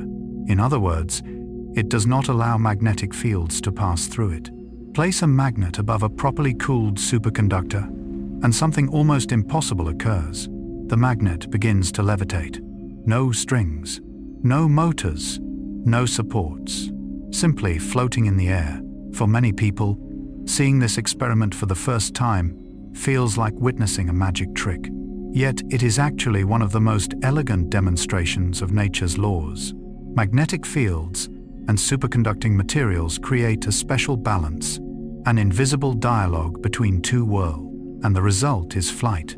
There is something deeply poetic about that image. Since ancient times, human beings have dreamed of flying, from myths about divine wings to dreams emerging from the unconscious mind. Flight often symbolizes freedom, the ability to move beyond ordinary limitations. Jung observed that images of flying appear frequently in human dreams. He viewed them as symbols of transcendence, of expanded consciousness, of liberation from old constraints. Perhaps that is why every time I see an object levitating through magnetism, I find it beautiful, not only because of the science, but because it touches something ancient within the human imagination. Yet perhaps the most famous experiment involving this phenomenon featured something unexpected. A frog. Yes, a real frog. In 1997, scientists in the Netherlands performed an experiment that captured worldwide attention. They used an extraordinarily powerful magnetic field, powerful enough to influence water molecules inside living organisms. The result was astonishing. A small frog began floating in mid-air, not because it had wings, not because hidden wires supported it, but because its entire body was responding to the magnetic field. The image quickly became one of the most famous photographs in modern physics. An ordinary creature, floating as though it had stepped out of a fairy tale. It reminds us that nature is always stranger than our everyday intuition suggests. Yet not all metals respond to magnetism in the same way. This is one of the most common misconceptions. Many people assume that all metals are attracted to magnets. In reality, they are not. Iron is the most familiar example. Nickel and cobalt are also strongly magnetic. These are known as ferromagnetic materials, materials capable of forming large magnetic domains. But copper behaves differently. Aluminum behaves differently. Gold behaves differently. Silver behaves differently.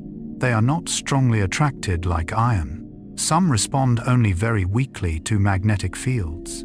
Others show almost no noticeable effect under ordinary conditions. Even stainless steel is not always the same. Some types are attracted to magnets. Others are barely affected. The world of materials is far more complex than it first appears. And it is precisely that diversity that makes countless modern technologies possible. Yet even the strongest magnets have limits. No strength lasts forever under all conditions. If a magnet is heated beyond a certain temperature, something remarkable happens. It loses its magnetism. The atoms that once pointed in a common direction become disordered. Order dissolves. Agreement disappears. Physicists call this threshold the Curie temperature, a concept that is both scientific and symbolic, because it reminds us that collective strength exists only when connections remain intact. When thermal energy becomes strong enough to disrupt those connections, magnetism vanishes. Whenever I read about the Curie temperature, I find myself thinking about human communities, families, organizations, societies. Their strength does not lie in isolated individuals. It lies in connection. When connection is broken, collective energy weakens. Perhaps that is one of the most beautiful lessons magnets offer. Jung believed that human growth does not come from eliminating different parts of ourselves. It comes from learning to connect them. Consciousness, the unconscious, reason, emotion, memory, aspiration. When these parts begin working together, a sense of wholeness emerges, a feeling remarkably similar to what occurs inside a magnet. And perhaps that is the deepest message of this chapter. That strength does not always come from size, nor from domination, nor from one part becoming greater than all others. Sometimes strength comes from harmony, from moving toward a common purpose, from acting as a unified whole, because inside a magnet, there is no king commanding the atoms, no ruler, no conductor, no voice issuing orders. There are only trillions upon trillions of atoms choosing the same direction. And from that shared alignment emerges a force powerful enough to change the world. Inside a magnet are billions of atoms acting together in harmony. As the night grows deeper, carry that image with you into sleep, the image of tiny atoms working together to create something immense. For the story of magnetism does not end on Earth. It does not end in laboratories. It does not end in technology. It extends to the Sunday, to the planets, to cosmic storms, to galaxies millions of light years away, and that is where the next stage of our journey awaits. Magnetism in space and the cosmos. In the previous chapter, we journeyed into the hidden world inside a magnet, a world where trillions upon trillions of atoms work together in remarkable harmony.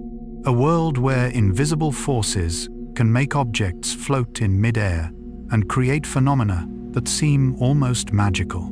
But tonight, we will travel much farther, far beyond every city, far beyond every ocean, far beyond Earth's atmosphere itself. Together, we will look up into the night sky and discover a surprising truth. Magnetism does not exist only inside small magnets. It does not exist only in laboratories. It does not exist only within modern technology. It stretches across space itself. Magnetism lives within the Sunday, within planets, within vast clouds of gas, within galaxies, and perhaps within the deepest structure of the universe itself. When we were children, many of us looked up at the night sky and imagined space as a quiet place, a cold emptiness, a dark void between the stars. But reality is very different. Space is alive with motion, alive with energy, filled with invisible rivers of matter, constantly interacting with one another. And at the heart of many of these processes lies magnetism. If there is one place where this story should begin, it is the Sunday, the star that has nourished life on Earth for billions of years. From a distance, the sun appears calm and steady, a glowing golden sphere, rising each morning, setting each evening, day after day. Yet inside the sun, there is no peace. It is a vast ocean of plasma, a world of ionized gas heated to millions of degrees. a place where enormous currents of matter endlessly swirl and flow, and those movements create colossal magnetic fields. In fact, the Sun possesses magnetic systems so complex that scientists continue studying them every single day. One of the easiest signs of solar magnetism to observe is the appearance of sunspots. When viewed through specialized instruments, dark regions can be seen scattered across the Sun's surface. They are not truly dark, they are simply slightly cooler than the surrounding areas. But more importantly, they often mark regions where magnetic fields become extraordinarily intense. There, magnetic field lines twist, stretch, and distort under the influence of moving plasma. Imagine enormous rubber bands being twisted tighter and tighter. The more they twist, the more energy they store, until eventually something happens. A sudden release, a dramatic rearrangement, an explosive event. Scientists call this process magnetic reconnection. The name may sound technical, but in reality, it is one of the most powerful displays of energy anywhere in our solar system. In a brief instant, magnetic field lines reorganize themselves, and an immense amount of energy is released. The result is solar flares, magnetic storms, and streams of charged particles racing through space at astonishing speeds. When I first learned about this phenomenon, it always felt deeply symbolic. Carl Jung once suggested that energies buried within the unconscious mind can behave in a similar way. Unacknowledged emotions, hidden conflicts, parts of ourselves we try to avoid. They do not truly disappear, they accumulate.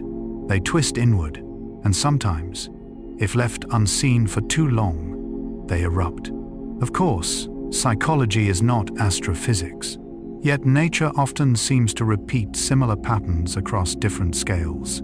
Within the heart of a star and within the heart of a human being, both contain invisible currents of energy. Both require balance, and both tell stories about forces we cannot directly see. What makes the Sun even more fascinating is that its magnetic activity is not constant. It follows a cycle.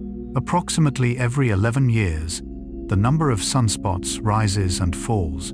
Solar storms become more intense and then gradually quiet again, like the slow breathing of a star, like seasons within the life of the Sun itself. There is something comforting about that idea, because it reminds us that even stars have cycles, periods of calm, periods of activity, times of eruption, times of rest. Perhaps human beings are no different. No one can remain under constant pressure forever. No one can perform at their peak endlessly. Nature moves in rhythms, and perhaps we should learn to respect the rhythms within ourselves as well. But the story does not end with the Sunday. Because those magnetic storms do not remain in distant space, sometimes they come to Earth. After traveling millions of kilometers through the void, streams of charged particles from the Sun reach our planet. Without protection, they could have serious consequences. Fortunately, Earth possesses a shield, an invisible shield. A shield created by the planetary magnetic field we explored in previous chapters. Scientists call it the magnetosphere, a vast magnetic bubble surrounding our world, quietly, patiently, protecting life for billions of years. And when solar particles collide with this magnetic shield, one of nature's most breathtaking spectacles appears. Curtains of green, purple, pink, white, dancing across the polar skies. Streams of light flowing like silk, moving like dreams. We call this phenomenon the aurora. But auroras are more than light. They are paintings drawn by magnetism. They are meetings between the Sun and the Earth. They are proof that even invisible forces can create beauty powerful enough to leave us speechless. And this is only the beginning of the story, because magnetism does not merely shape the Sun and Earth.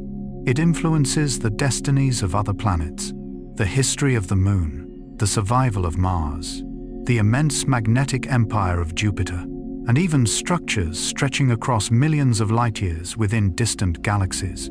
The future of magnetism and the mysteries yet to be solved We have journeyed far together. We have traveled beyond Earth. We have crossed the magnetic storms of the Sunday. We have watched gentle auroras dancing across northern skies.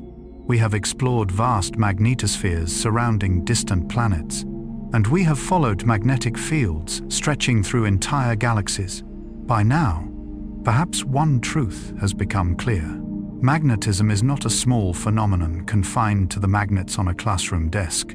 It is part of the architecture of the universe itself, an invisible thread weaving together matter, energy, and space. But one of the most fascinating things about science is this. Every answer tends to lead to even more questions. Every door that opens reveals hallways that have never been explored. And although humanity has studied magnetism for thousands of years, we still stand before profound mysteries that remain unsolved. There are questions modern physicists continue to pursue. There are possibilities that even the most powerful machines on Earth have yet to confirm. There are discoveries waiting at the boundary between the known and the unknown. One of the most famous mysteries has a surprisingly simple name: the magnetic monopole. Since childhood, most of us have accepted a familiar fact. Every magnet has two poles, north and south. If you break a magnet in half, you do not create an isolated north pole and an isolated south pole. Instead, you create two smaller magnets, each one still possessing both poles. Nature seems unwilling to allow a magnetic pole to exist alone. But what if somewhere in the universe there exists a particle carrying only a single magnetic pole, a north pole without a south pole, or perhaps the opposite? The idea sounds simple. Yet if magnetic monopoles truly exist, they could transform much of modern physics. They might help explain deep symmetries within nature. They could shed light on the origins of the universe. They might connect pieces of reality that physicists have struggled to unite for decades. Scientists have searched for them for generations. Inside particle accelerators, within cosmic rays, among ancient meteorites. Yet so far, no universally accepted evidence has been found. And so the magnetic monopole remains something like a legendary figure in physics. A tantalizing possibility, a secret still waiting to be revealed. Carl Jung once suggested that certain symbols appear in the human mind, not because they have been proven, but because they represent something the soul continues to seek. In a way, the magnetic monopole feels similar. It is the embodiment of an unanswered question, a reminder that our understanding remains incomplete, a sign that beyond the horizon of knowledge, there are still unexplored lands waiting to be discovered. Yet the future of magnetism does not belong only to theoretical mysteries. It is also taking shape in technologies emerging right now. One of these technologies is spintronics. If modern electronics is built upon controlling the electric charge of electrons, spintronics goes one step further. It makes use of another property of electrons, spin, a strange quantum characteristic that causes electrons to behave like tiny magnets. For decades, computers have relied primarily on electric current. Information is stored and processed through charge. But spintronics opens a new path. Instead of asking only where an electron is, we also ask which direction it is pointing. A seemingly small change, yet one that may spark enormous revolutions. Future devices could become faster, more energy efficient, capable of storing vastly more information, all by harnessing magnetism at the atomic scale. What fascinates me most about spintronics is the lesson hidden within it. Sometimes the greatest possibilities lie in things we previously overlooked. For many years, electrons were studied mainly as carriers of electric charge, yet within them existed another story, another dimension, another possibility. Jung believed that every human being possesses unrealized potential, aspects hidden in the shadows of consciousness, not because they do not exist, but because they have not yet been discovered. Perhaps science and the inner journey are more alike than we imagine. Both are arts of uncovering what has been hidden. But magnetism does not merely help us understand the future, it also helps us read the past. One of its lesser-known applications is magnetic archaeology. Imagine a clay pot fired 3,000 years ago. As it was heated inside an ancient kiln, iron-bearing minerals within it changed. While cooling, they recorded the direction of Earth's magnetic field at that moment, like an invisible recording device, like a fingerprint of history. Thousands of years later, scientists can measure those signals. From them, they can estimate dates, reconstruct environmental conditions, and trace changes in Earth's magnetic field. An old clay vessel suddenly becomes a diary. A fragment of fired Earth becomes a witness to time. I have always found something beautiful in that idea, because it reminds us that the past never truly disappears. It leaves traces in stone, in soil, in pottery, in layers of sediment, and sometimes within the human soul itself. Jung spent much of his life studying traces of the past hidden within the psyche. Ancient memories, archetypal symbols, stories passed from one generation to the next. Magnetic archaeology performs something similar, but for the history of our planet. It listens to memories preserved in matter. It reads invisible sentences written by time upon the world. And even that is only part of the story. For there are objects older than any civilization on Earth, visitors from the space between planets, meteorites carrying memories from the earliest days of the solar system, messages sent more than 4 billion years ago, and magnetism is helping us read those messages. But that journey continues even deeper. Meteorites are not merely rocks, they are archives. They preserve traces of magnetic environments that existed before Earth had oceans, before forests, before animals, before humanity itself. By studying those ancient magnetic signatures, scientists can reconstruct conditions from the dawn of planetary formation. That realization never fails to amaze me. A stone falling from the sky can carry a message from an age before our world was recognizable, like a letter written 4 billion years ago and finally opened in our own time. Jung was deeply interested in the idea of collective memory. He believed that beneath personal memory lay deeper layers, ancient experiences preserved across generations, symbols recurring throughout myths and dreams.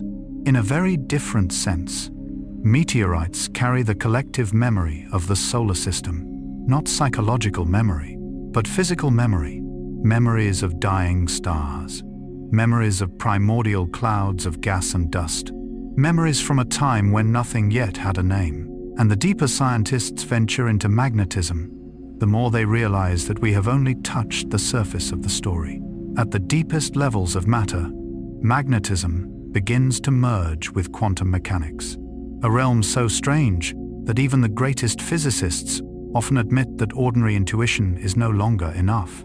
In the quantum world, particles do not always behave like tiny billiard balls. They are both particles and waves. They can exist in multiple states, and within that world, magnetism emerges in extraordinarily subtle ways. Electron spin, interactions between particles, collective quantum states, all contribute to the magnetic phenomena we observe on larger scales. The strange thing is that the deeper we go into the nature of matter, the less simple reality becomes. It becomes more mysterious, much like the journey of understanding ourselves. At first, we believe we know who we are, but the deeper we explore, the more unknown territory we discover. Jung devoted his life to entering the landscapes of the unconscious. He understood that the most important things often lie beneath the surface. Modern science follows a remarkably similar path. Physicists continue digging into ever smaller layers of reality, and with every discovery, new questions appear. Perhaps this is the most beautiful aspect of knowledge, not finding every answer, but knowing there will always be mysteries left to explore. A universe that was completely explained might be a very dull place, but ours is not. It remains filled with darkness waiting to be illuminated, questions waiting to be answered, doors waiting to be opened, horizons waiting to be crossed, and magnetism stands at the center of many of those mysteries. Perhaps the reason I love the story of magnetism is not because of the technologies it creates, not because of industrial applications, not because of elegant equations, but because it reminds us of something deeper. The most important forces in life are often invisible. You cannot see gravity, yet it keeps you anchored to the earth. You cannot see love, yet it transforms human lives. You cannot see memory, yet it shapes who you are. You cannot see magnetic fields, yet they protect our planet, guide migrating birds, power hospitals, store information, control the machines of the future, and help weave the structure of the cosmos itself. Jung once wrote, "Until you make the unconscious conscious, it will direct your life and you will call it fate." Every time I read those words, I think of magnetism. For most of human history, we could not see magnetic fields, yet they were always there, always influencing, always shaping the world. Only when we learned to recognize them did an entirely new layer of reality reveal itself. Perhaps many things in life are the same. The most important truths are rarely the most visible ones. As we look back across the entire journey we have taken together from the first lodestones to the farthest galaxies, a larger picture begins to emerge. Magnetism exists within the human body, within birds crossing vast oceans, within tiny bacteria, within modern hospitals, within the internet, within Earth's molten core, within the Sunday, within giant planets, within galaxies, stretching across millions of light years, an invisible force, yet present everywhere, a silent force, yet one that helps write the history of the universe. And perhaps that is the final lesson hidden within the story of magnetism. The world is always deeper than it appears. Behind familiar things lie layers of meaning, still waiting to be discovered. The invisible does not mean non-existent, quite the opposite. Sometimes the invisible is the foundation of everything. As the night grows quiet and our journey reaches its final pages, take a moment to feel the wonder surrounding you. Right now, a magnetic field is wrapping itself around our planet. Atoms within your body are interacting with one another. Distant stars continue generating colossal magnetic fields. And somewhere in the depths of space, new mysteries are still waiting to be discovered. We cannot see magnetism, yet magnetism is quietly writing the story of the world. From the core of Earth to the most distant galaxies in the universe, the most important things are often invisible. After a long journey that has carried us from the molten heart of Earth to the most distant galaxies, perhaps we can pause for a moment, not to discover another physical phenomenon, not to learn about another future technology, but simply to reflect. Because sometimes the most beautiful scientific stories are not found in the data. They are found in what those discoveries reveal about life itself. Throughout this journey, one quiet truth has appeared again and again. Magnetic fields are everywhere. They guide flocks of birds across vast oceans. They shield Earth from solar storms. They help power hospitals, the internet, and the machines of modern civilization. They exist within planets, stars, and galaxies, and yet we cannot see them. No one has ever looked directly at a magnetic field with the naked eye. No one can point into empty space and say, "There it is." We only see the traces it leaves behind. A compass needle turning, an aurora dancing, an electric motor spinning, a particle changing direction. Magnetism is always present, yet always invisible. And perhaps that is precisely what makes it such a beautiful symbol for so many other things in life. Because if we look closely, we begin to realize that many of the most important things human beings have ever known are invisible as well. You cannot see gravity. You only see a leaf falling to the ground. You cannot see time. You only notice silver appearing in your hair. You cannot see memory. You only feel a sudden emotion when an old song begins to play. You cannot see consciousness, yet you know you exist. You cannot see love, yet you know it can change an entire life. Perhaps we have become accustomed to trusting only what our eyes can see, But modern science continually reminds us that reality is far larger than appearances. What human beings can perceive is only a tiny fraction of the world. Our eyes detect only a narrow band of the electromagnetic spectrum. Our ears hear only a limited range of sound. Our senses evolved to help us survive, not to reveal the entirety of reality. If we could see radio waves, the sky would look completely different. If we could see infrared light, the night would never seem dark. If we could see magnetic fields, we might stand in awe of the invisible rivers of energy flowing around our planet every moment of every day. What is fascinating is that this realization does not belong only to science. It also appears in psychology, and few explored this territory more deeply than Carl Gustav Jung. Jung spent much of his life studying the invisible regions of the mind. He realized that what we consciously know is only a small part of our psychological life. Beneath consciousness lies a much larger world. He called it the unconscious, a landscape that cannot be observed directly, yet one that continuously influences our thoughts, emotions, and actions. If magnetism is the invisible force guiding a compass needle, then the unconscious is much like an invisible force guiding many of the decisions we make throughout our lives. Most of the time, we believe we are fully in control of our choices, but Jung suggested that reality is far more complex. Childhood memories, unrecognized fears, forgotten desires, experiences buried deep within us. All of them continue to operate, quietly, silently, just like magnetism. You cannot see them, but you can see their effects. Perhaps that is why Jung once wrote, "Until you make the unconscious conscious, it will direct your life, and you will call it fate." It is one of his most famous observations, and one that always reminds me of magnetic fields. For thousands of years, humanity lived surrounded by invisible magnetic forces without understanding what they were. Compasses worked, lodestones attracted iron, but the true cause remained hidden. Only when science learned to recognize that force did an entirely new layer of reality reveal itself. Jung believed the inner journey follows a similar path. The things we fail to recognize do not disappear. They continue to exist. They continue to act. They continue to shape our lives, but they do so from behind the curtain. There is an image Jung often used to describe the mind. He compared consciousness to a small island floating above an ocean, while most of the true mass lies beneath the surface.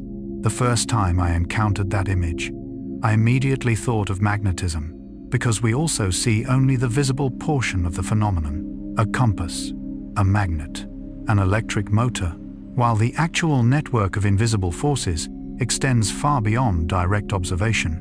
Perhaps this is one of the most humbling lessons science can offer, that human understanding has limits, that the unknown is always larger than the known, and that reality is richer than our senses can describe. But Jung went even further than the idea of the personal unconscious. He proposed something far more daring, an idea that continues to be discussed today: the collective unconscious. According to Jung, beneath individual experiences lies an even deeper layer, a shared reservoir of symbols belonging to humanity itself, a realm containing archetypal images that appear throughout myths, dreams, and religions across many cultures. The mother, the hero, the shadow, the wise old teacher.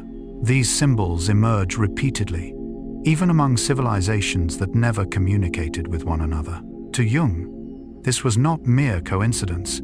It was evidence that human minds may be connected through structures deeper than we usually imagine. And this is where the story becomes especially fascinating. Because if magnetic fields connect atoms, connect planets to space, and connect Earth to the Sun, then the collective unconscious, according to Jung, may represent another kind of connection, not physical, but psychological, an invisible network of human experience accumulated across time.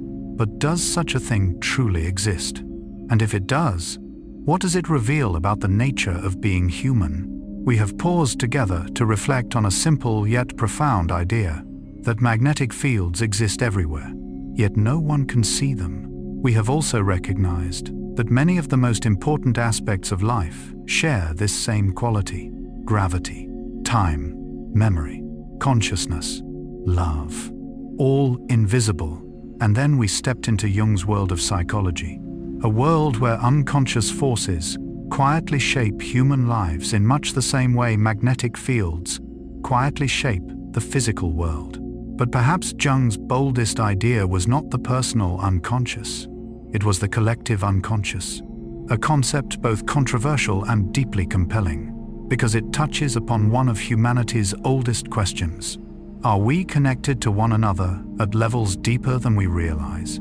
Jung noticed that similar symbols appear in myths from cultures separated by thousands of miles, civilizations that never met, people who never shared stories, yet somehow they told remarkably similar tales.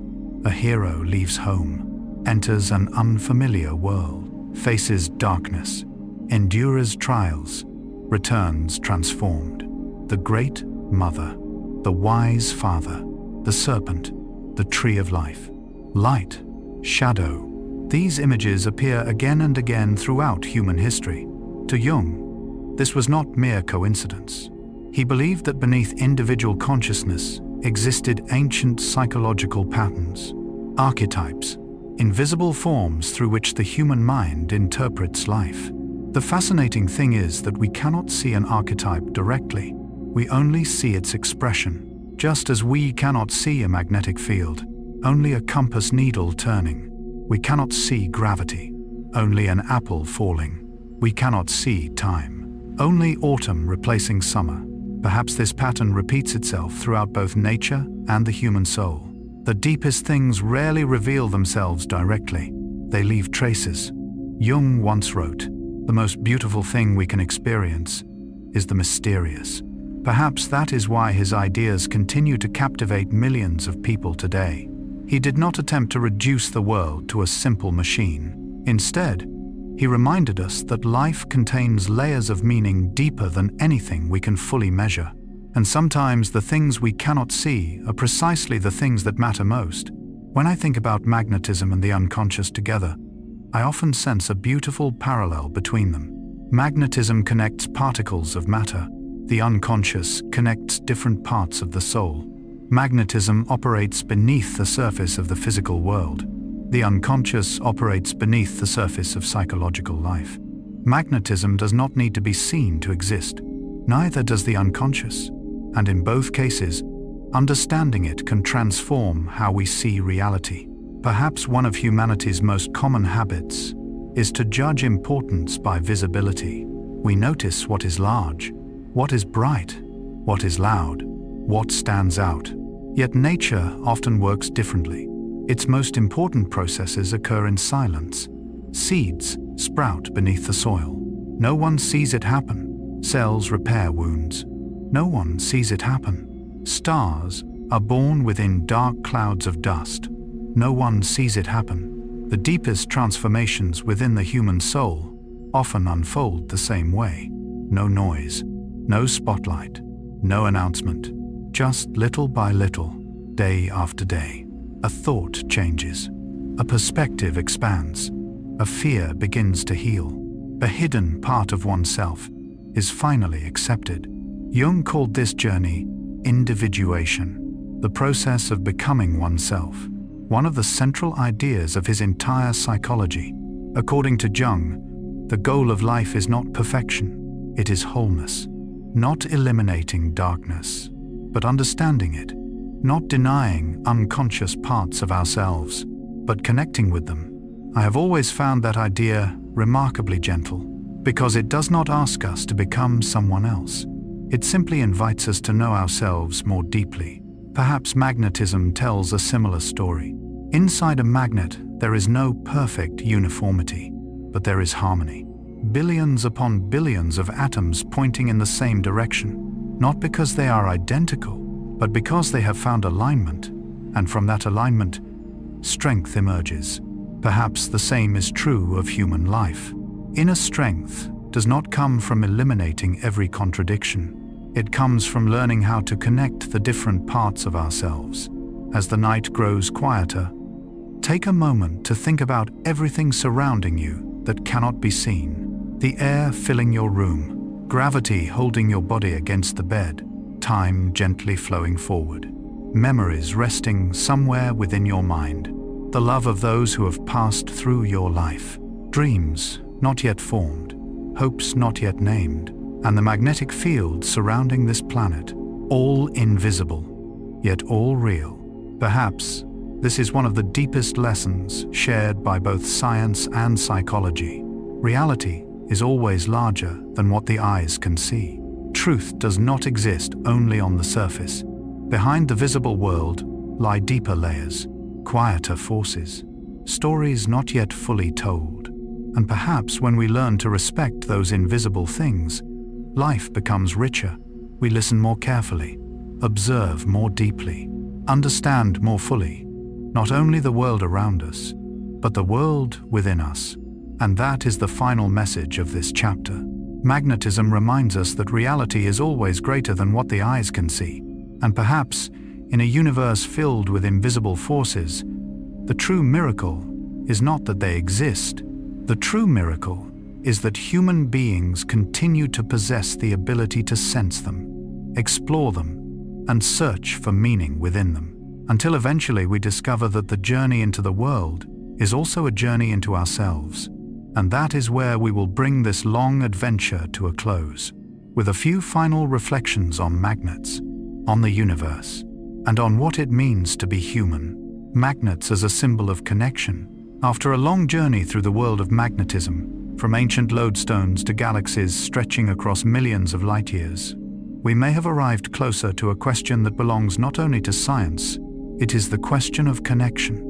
Because if there is one theme that has appeared again and again throughout this entire story, it is the realization that nothing truly exists alone. Every atom is connected to other atoms. Every living creature depends upon its environment. Every planet moves within the gravitational field of a star. Every star belongs to a galaxy. And every human being lives within a web of invisible relationships. Perhaps that is why magnets have always held such a special place in our imagination. When many of us were children, the first time we held two magnets in our hands felt almost magical, not because they were large, not because they emitted light, but because they seemed capable of sensing one another from a distance. Two objects that did not touch, did not see one another, did not exchange a single word, yet they still interacted, still influenced each other, still moved together, or pushed apart.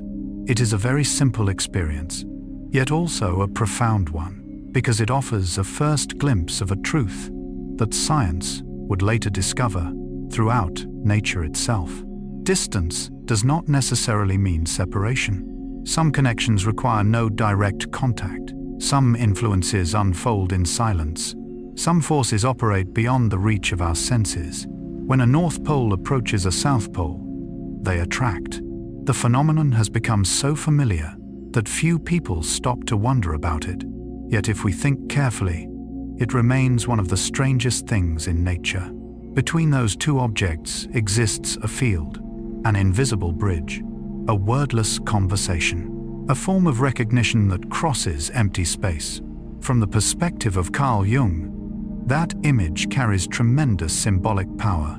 One of the central themes of Jung's work was the idea of integration, the connection between things that appear to be opposites, consciousness and the unconscious, light and shadow, reason and emotion, the ego and the shadow. Jung believed that human beings do not mature by eliminating opposing forces within themselves. On the contrary, we grow by learning to connect them, to reconcile them, to allow them to coexist within a larger whole. He called this process individuation, the journey toward becoming a complete human being. There is something deeply magnetic about that idea.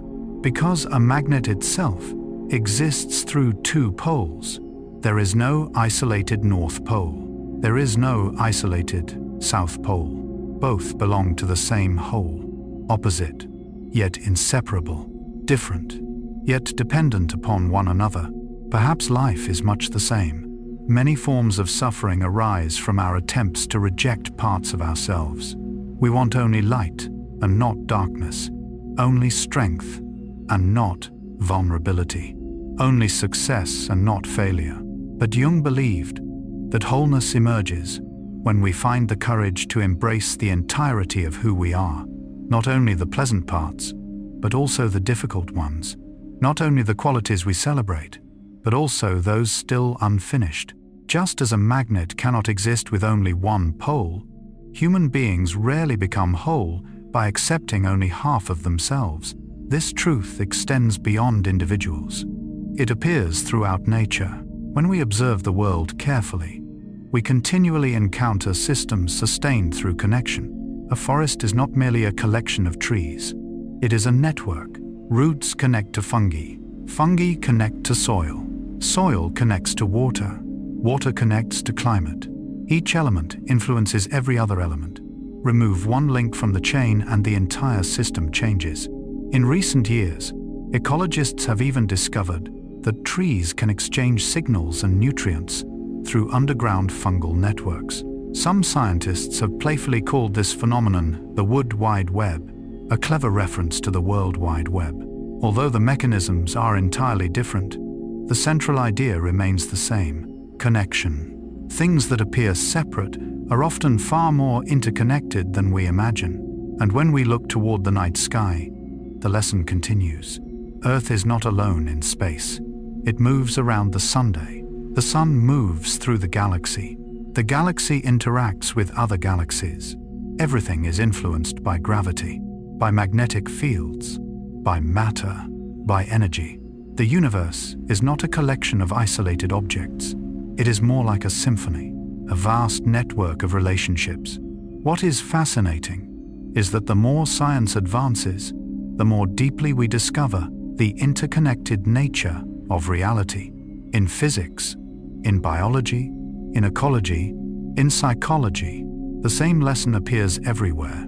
Nothing exists completely independently. Every entity belongs to something larger than itself. And perhaps this is where the story of magnetism becomes the story of humanity. Because if everything in nature exists through connection, what happens when human beings forget that truth? What happens when we feel disconnected from our communities, from nature, from ourselves? And might the journey toward wholeness that Jung described be, in part, a journey toward restoring lost connections? We have explored an idea that appears repeatedly in both science and life. Nothing truly exists alone. Everything is sustained through relationships, from atoms inside a magnet, to planets orbiting stars, to galaxies quietly interacting across unimaginable distances. Yet perhaps this lesson becomes most meaningful not in the universe, but within human life itself, because if there is one creature born for connection, it is us. From the very first moment we enter the world, none of us can survive alone. A child lives because of the arms that hold it, because of care, because of love, because of community. Throughout evolutionary history, human beings have never been solitary creatures. We have lived in families, in tribes, in villages, in cities, in ever-expanding networks of relationships. Even today, when technology allows unprecedented independence, the need for connection has not disappeared. Because it is not merely a social need, it is part of the deeper architecture of the human soul. Modern psychologists frequently observe that prolonged isolation can profoundly affect mental well-being. Not simply because people lack conversation, but because human beings seem designed to reflect one another. We understand ourselves through relationships. We discover our value through interaction. We learn to love through being loved. In a very real sense, personal identity is not formed in isolation. It is formed through connection. This brings us back to one of Jung's most beautiful ideas, the idea of integration. Jung noticed that much human suffering arises from division, not only separation from others, but separation within ourselves. He called the rejected part the shadow. The shadow is not necessarily evil. It is simply the parts of ourselves we do not wish to acknowledge, repressed emotions, hidden fears, undeveloped potentials, unrecognized desires. Jung believed that the more we attempt to flee from the shadow, the more it quietly influences our lives. Like an invisible force, like a magnetic field, you cannot see it, but you can see what it creates. Perhaps this is one reason so many people feel exhausted, not because they lack strength, but because different parts of their psyche are pulling in different directions. One part seeks safety, another seeks adventure. One part longs for acceptance, another longs for freedom. One part desires change, another fears it. These forces coexist within every human being, and the task of growth is not to eliminate them, it is to connect them. Jung called this movement toward wholeness, not perfection, but wholeness, and that distinction matters deeply. Perfection is often an impossible ideal. Wholeness is something we can practice every day. It begins when we accept that we are both strong and fragile, both courageous and afraid, both rational and emotional. Just as a magnet exists through opposing poles, human beings grow by learning to reconcile opposing aspects within themselves. Jung once wrote, "There is no coming to consciousness without pain." This is not a pessimistic statement. It is a gentle reminder that growth requires courage, the courage to see ourselves honestly, the courage to face forgotten parts of who we are, the courage to build bridges instead of walls. And when we widen our perspective, we discover that the universe itself operates according to the same principle. Planets do not exist through isolation. They exist through the balance of forces. Galaxies do not exist as completely separate islands. They belong to larger galactic clusters. Atoms do not create matter by standing alone. They create matter through bonds. At every level of reality, connection appears more fundamental than separation. This reminds me of a beautiful image. When you look at a star in the night sky, it may seem alone, but it is not. Its light travels through space. Its gravity influences its surroundings. Its magnetic field interacts with matter. It belongs to a much larger system. Human beings are the same. Sometimes we feel alone, but the truth is often very different. Every life is woven from countless connections. The people who taught us something important, the people who loved us, the people who crossed our path, even briefly, the books, the stories, the memories, the experiences, all of them leave traces.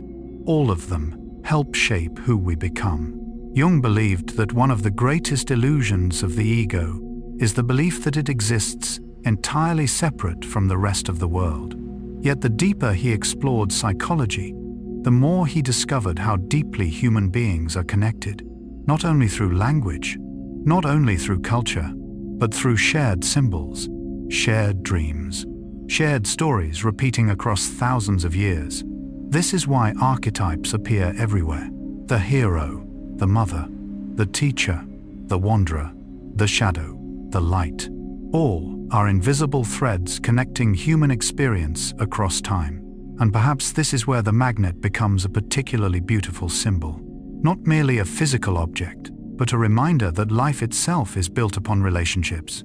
Between atom and atom, between person and person, between consciousness and the unconscious, between past and future, between the individual and the community. As the night grows quieter, take a moment to think about all the invisible connections present in your own life.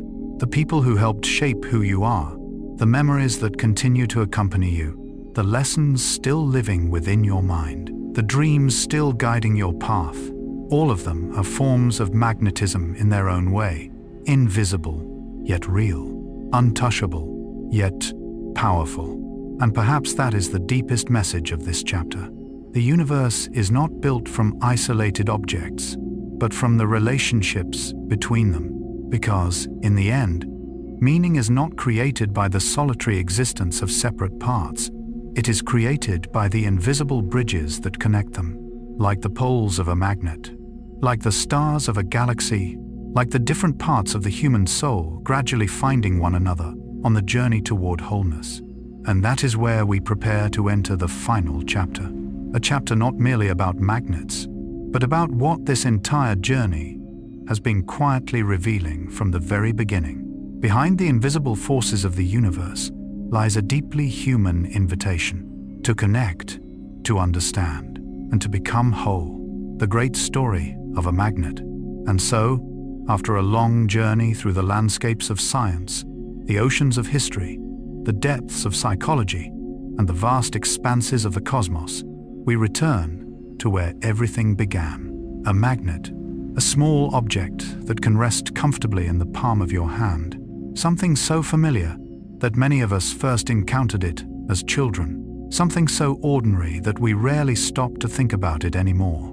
Yet now, after everything we have explored together, that magnet no longer seems quite the same, because we now know that hidden within its simple appearance is a story far greater than itself.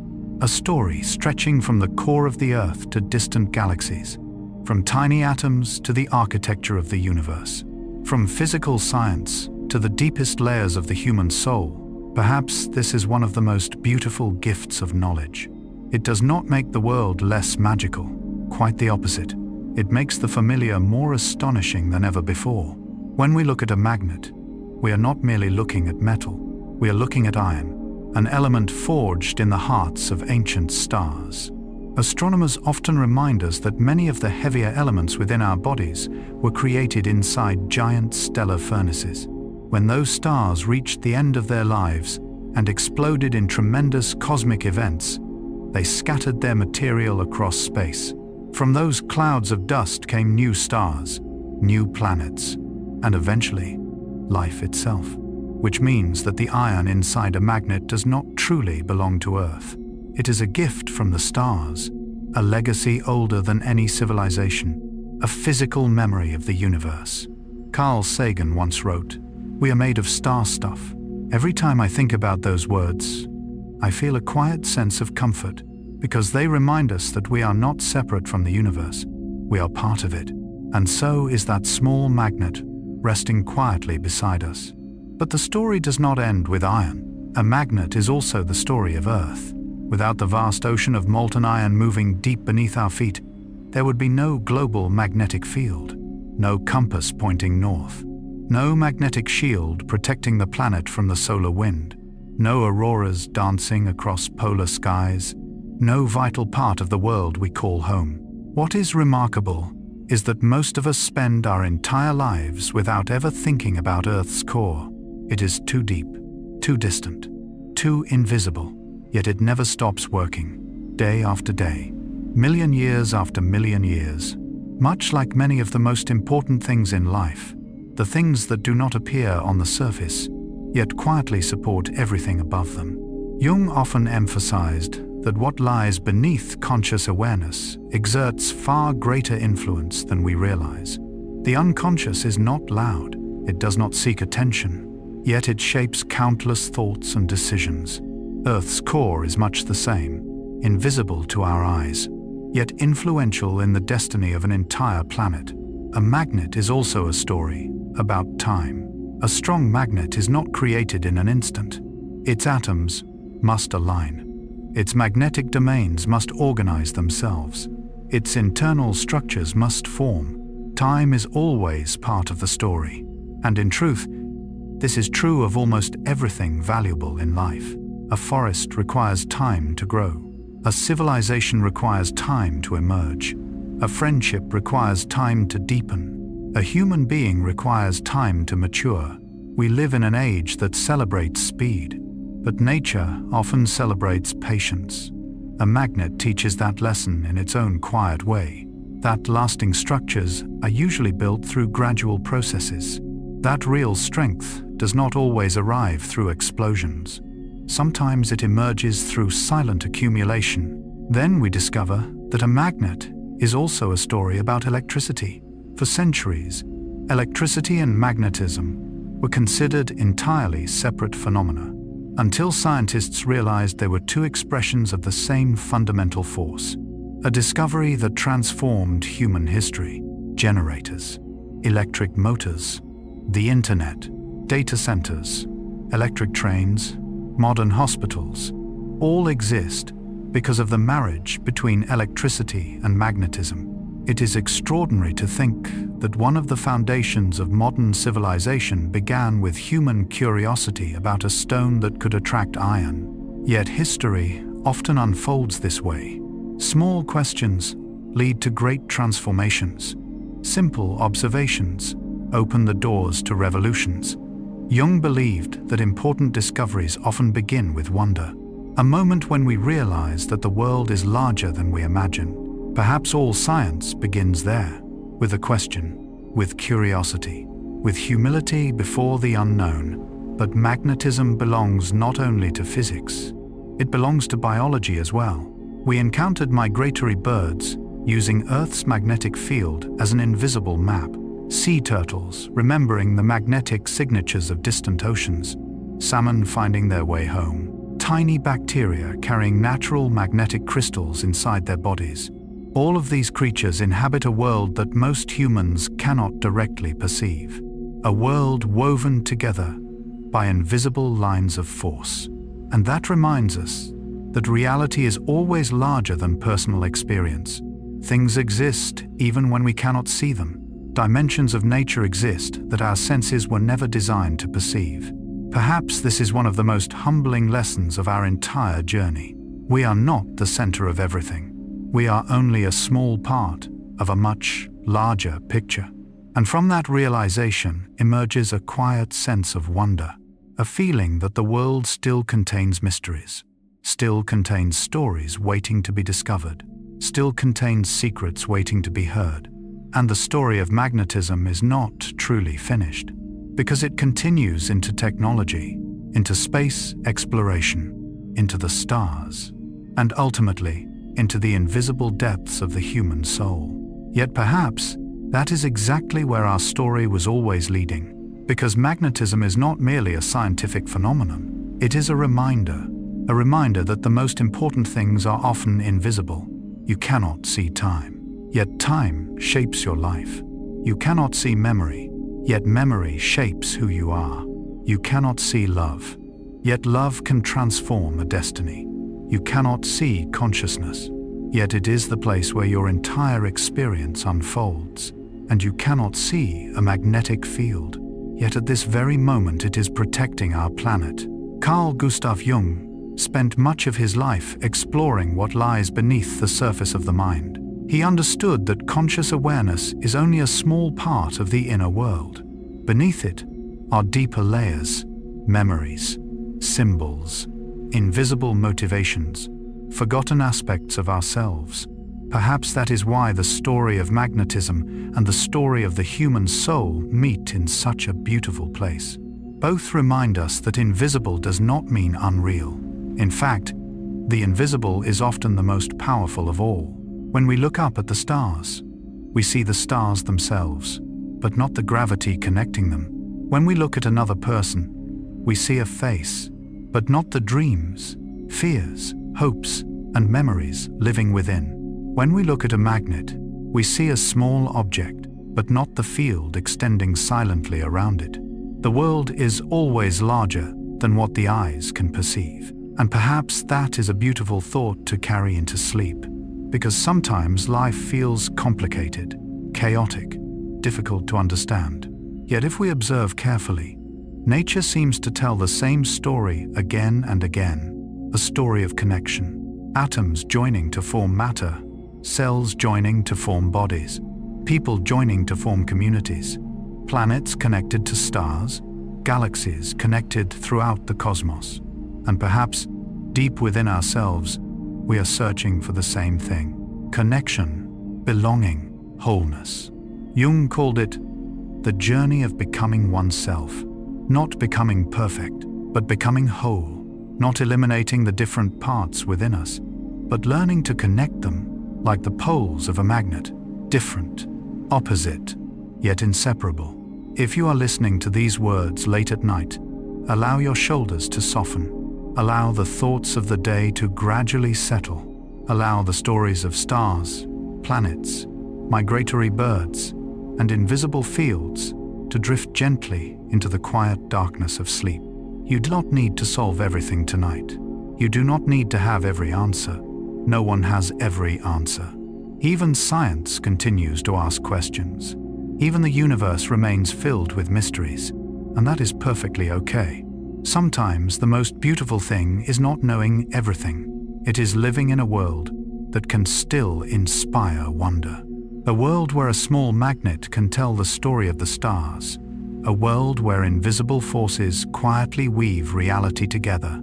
A world where human beings continue to question, explore, and dream. Before we say goodnight, if you enjoy these slow and thoughtful journeys, stories that help us relax, reflect, and explore the hidden depths of both the world and the human mind, please consider subscribing to the channel.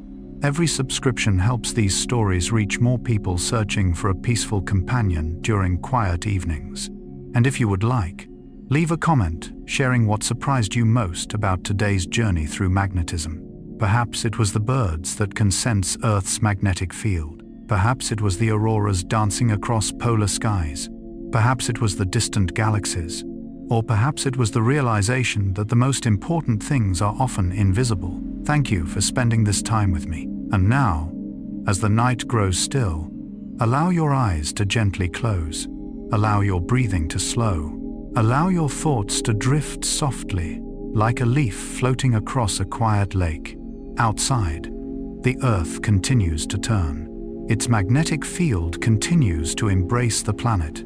The stars continue to shine across the endless darkness, and the universe continues its story. May you have a peaceful night, a deep and restful sleep, beautiful dreams, and a bright new morning when you awaken.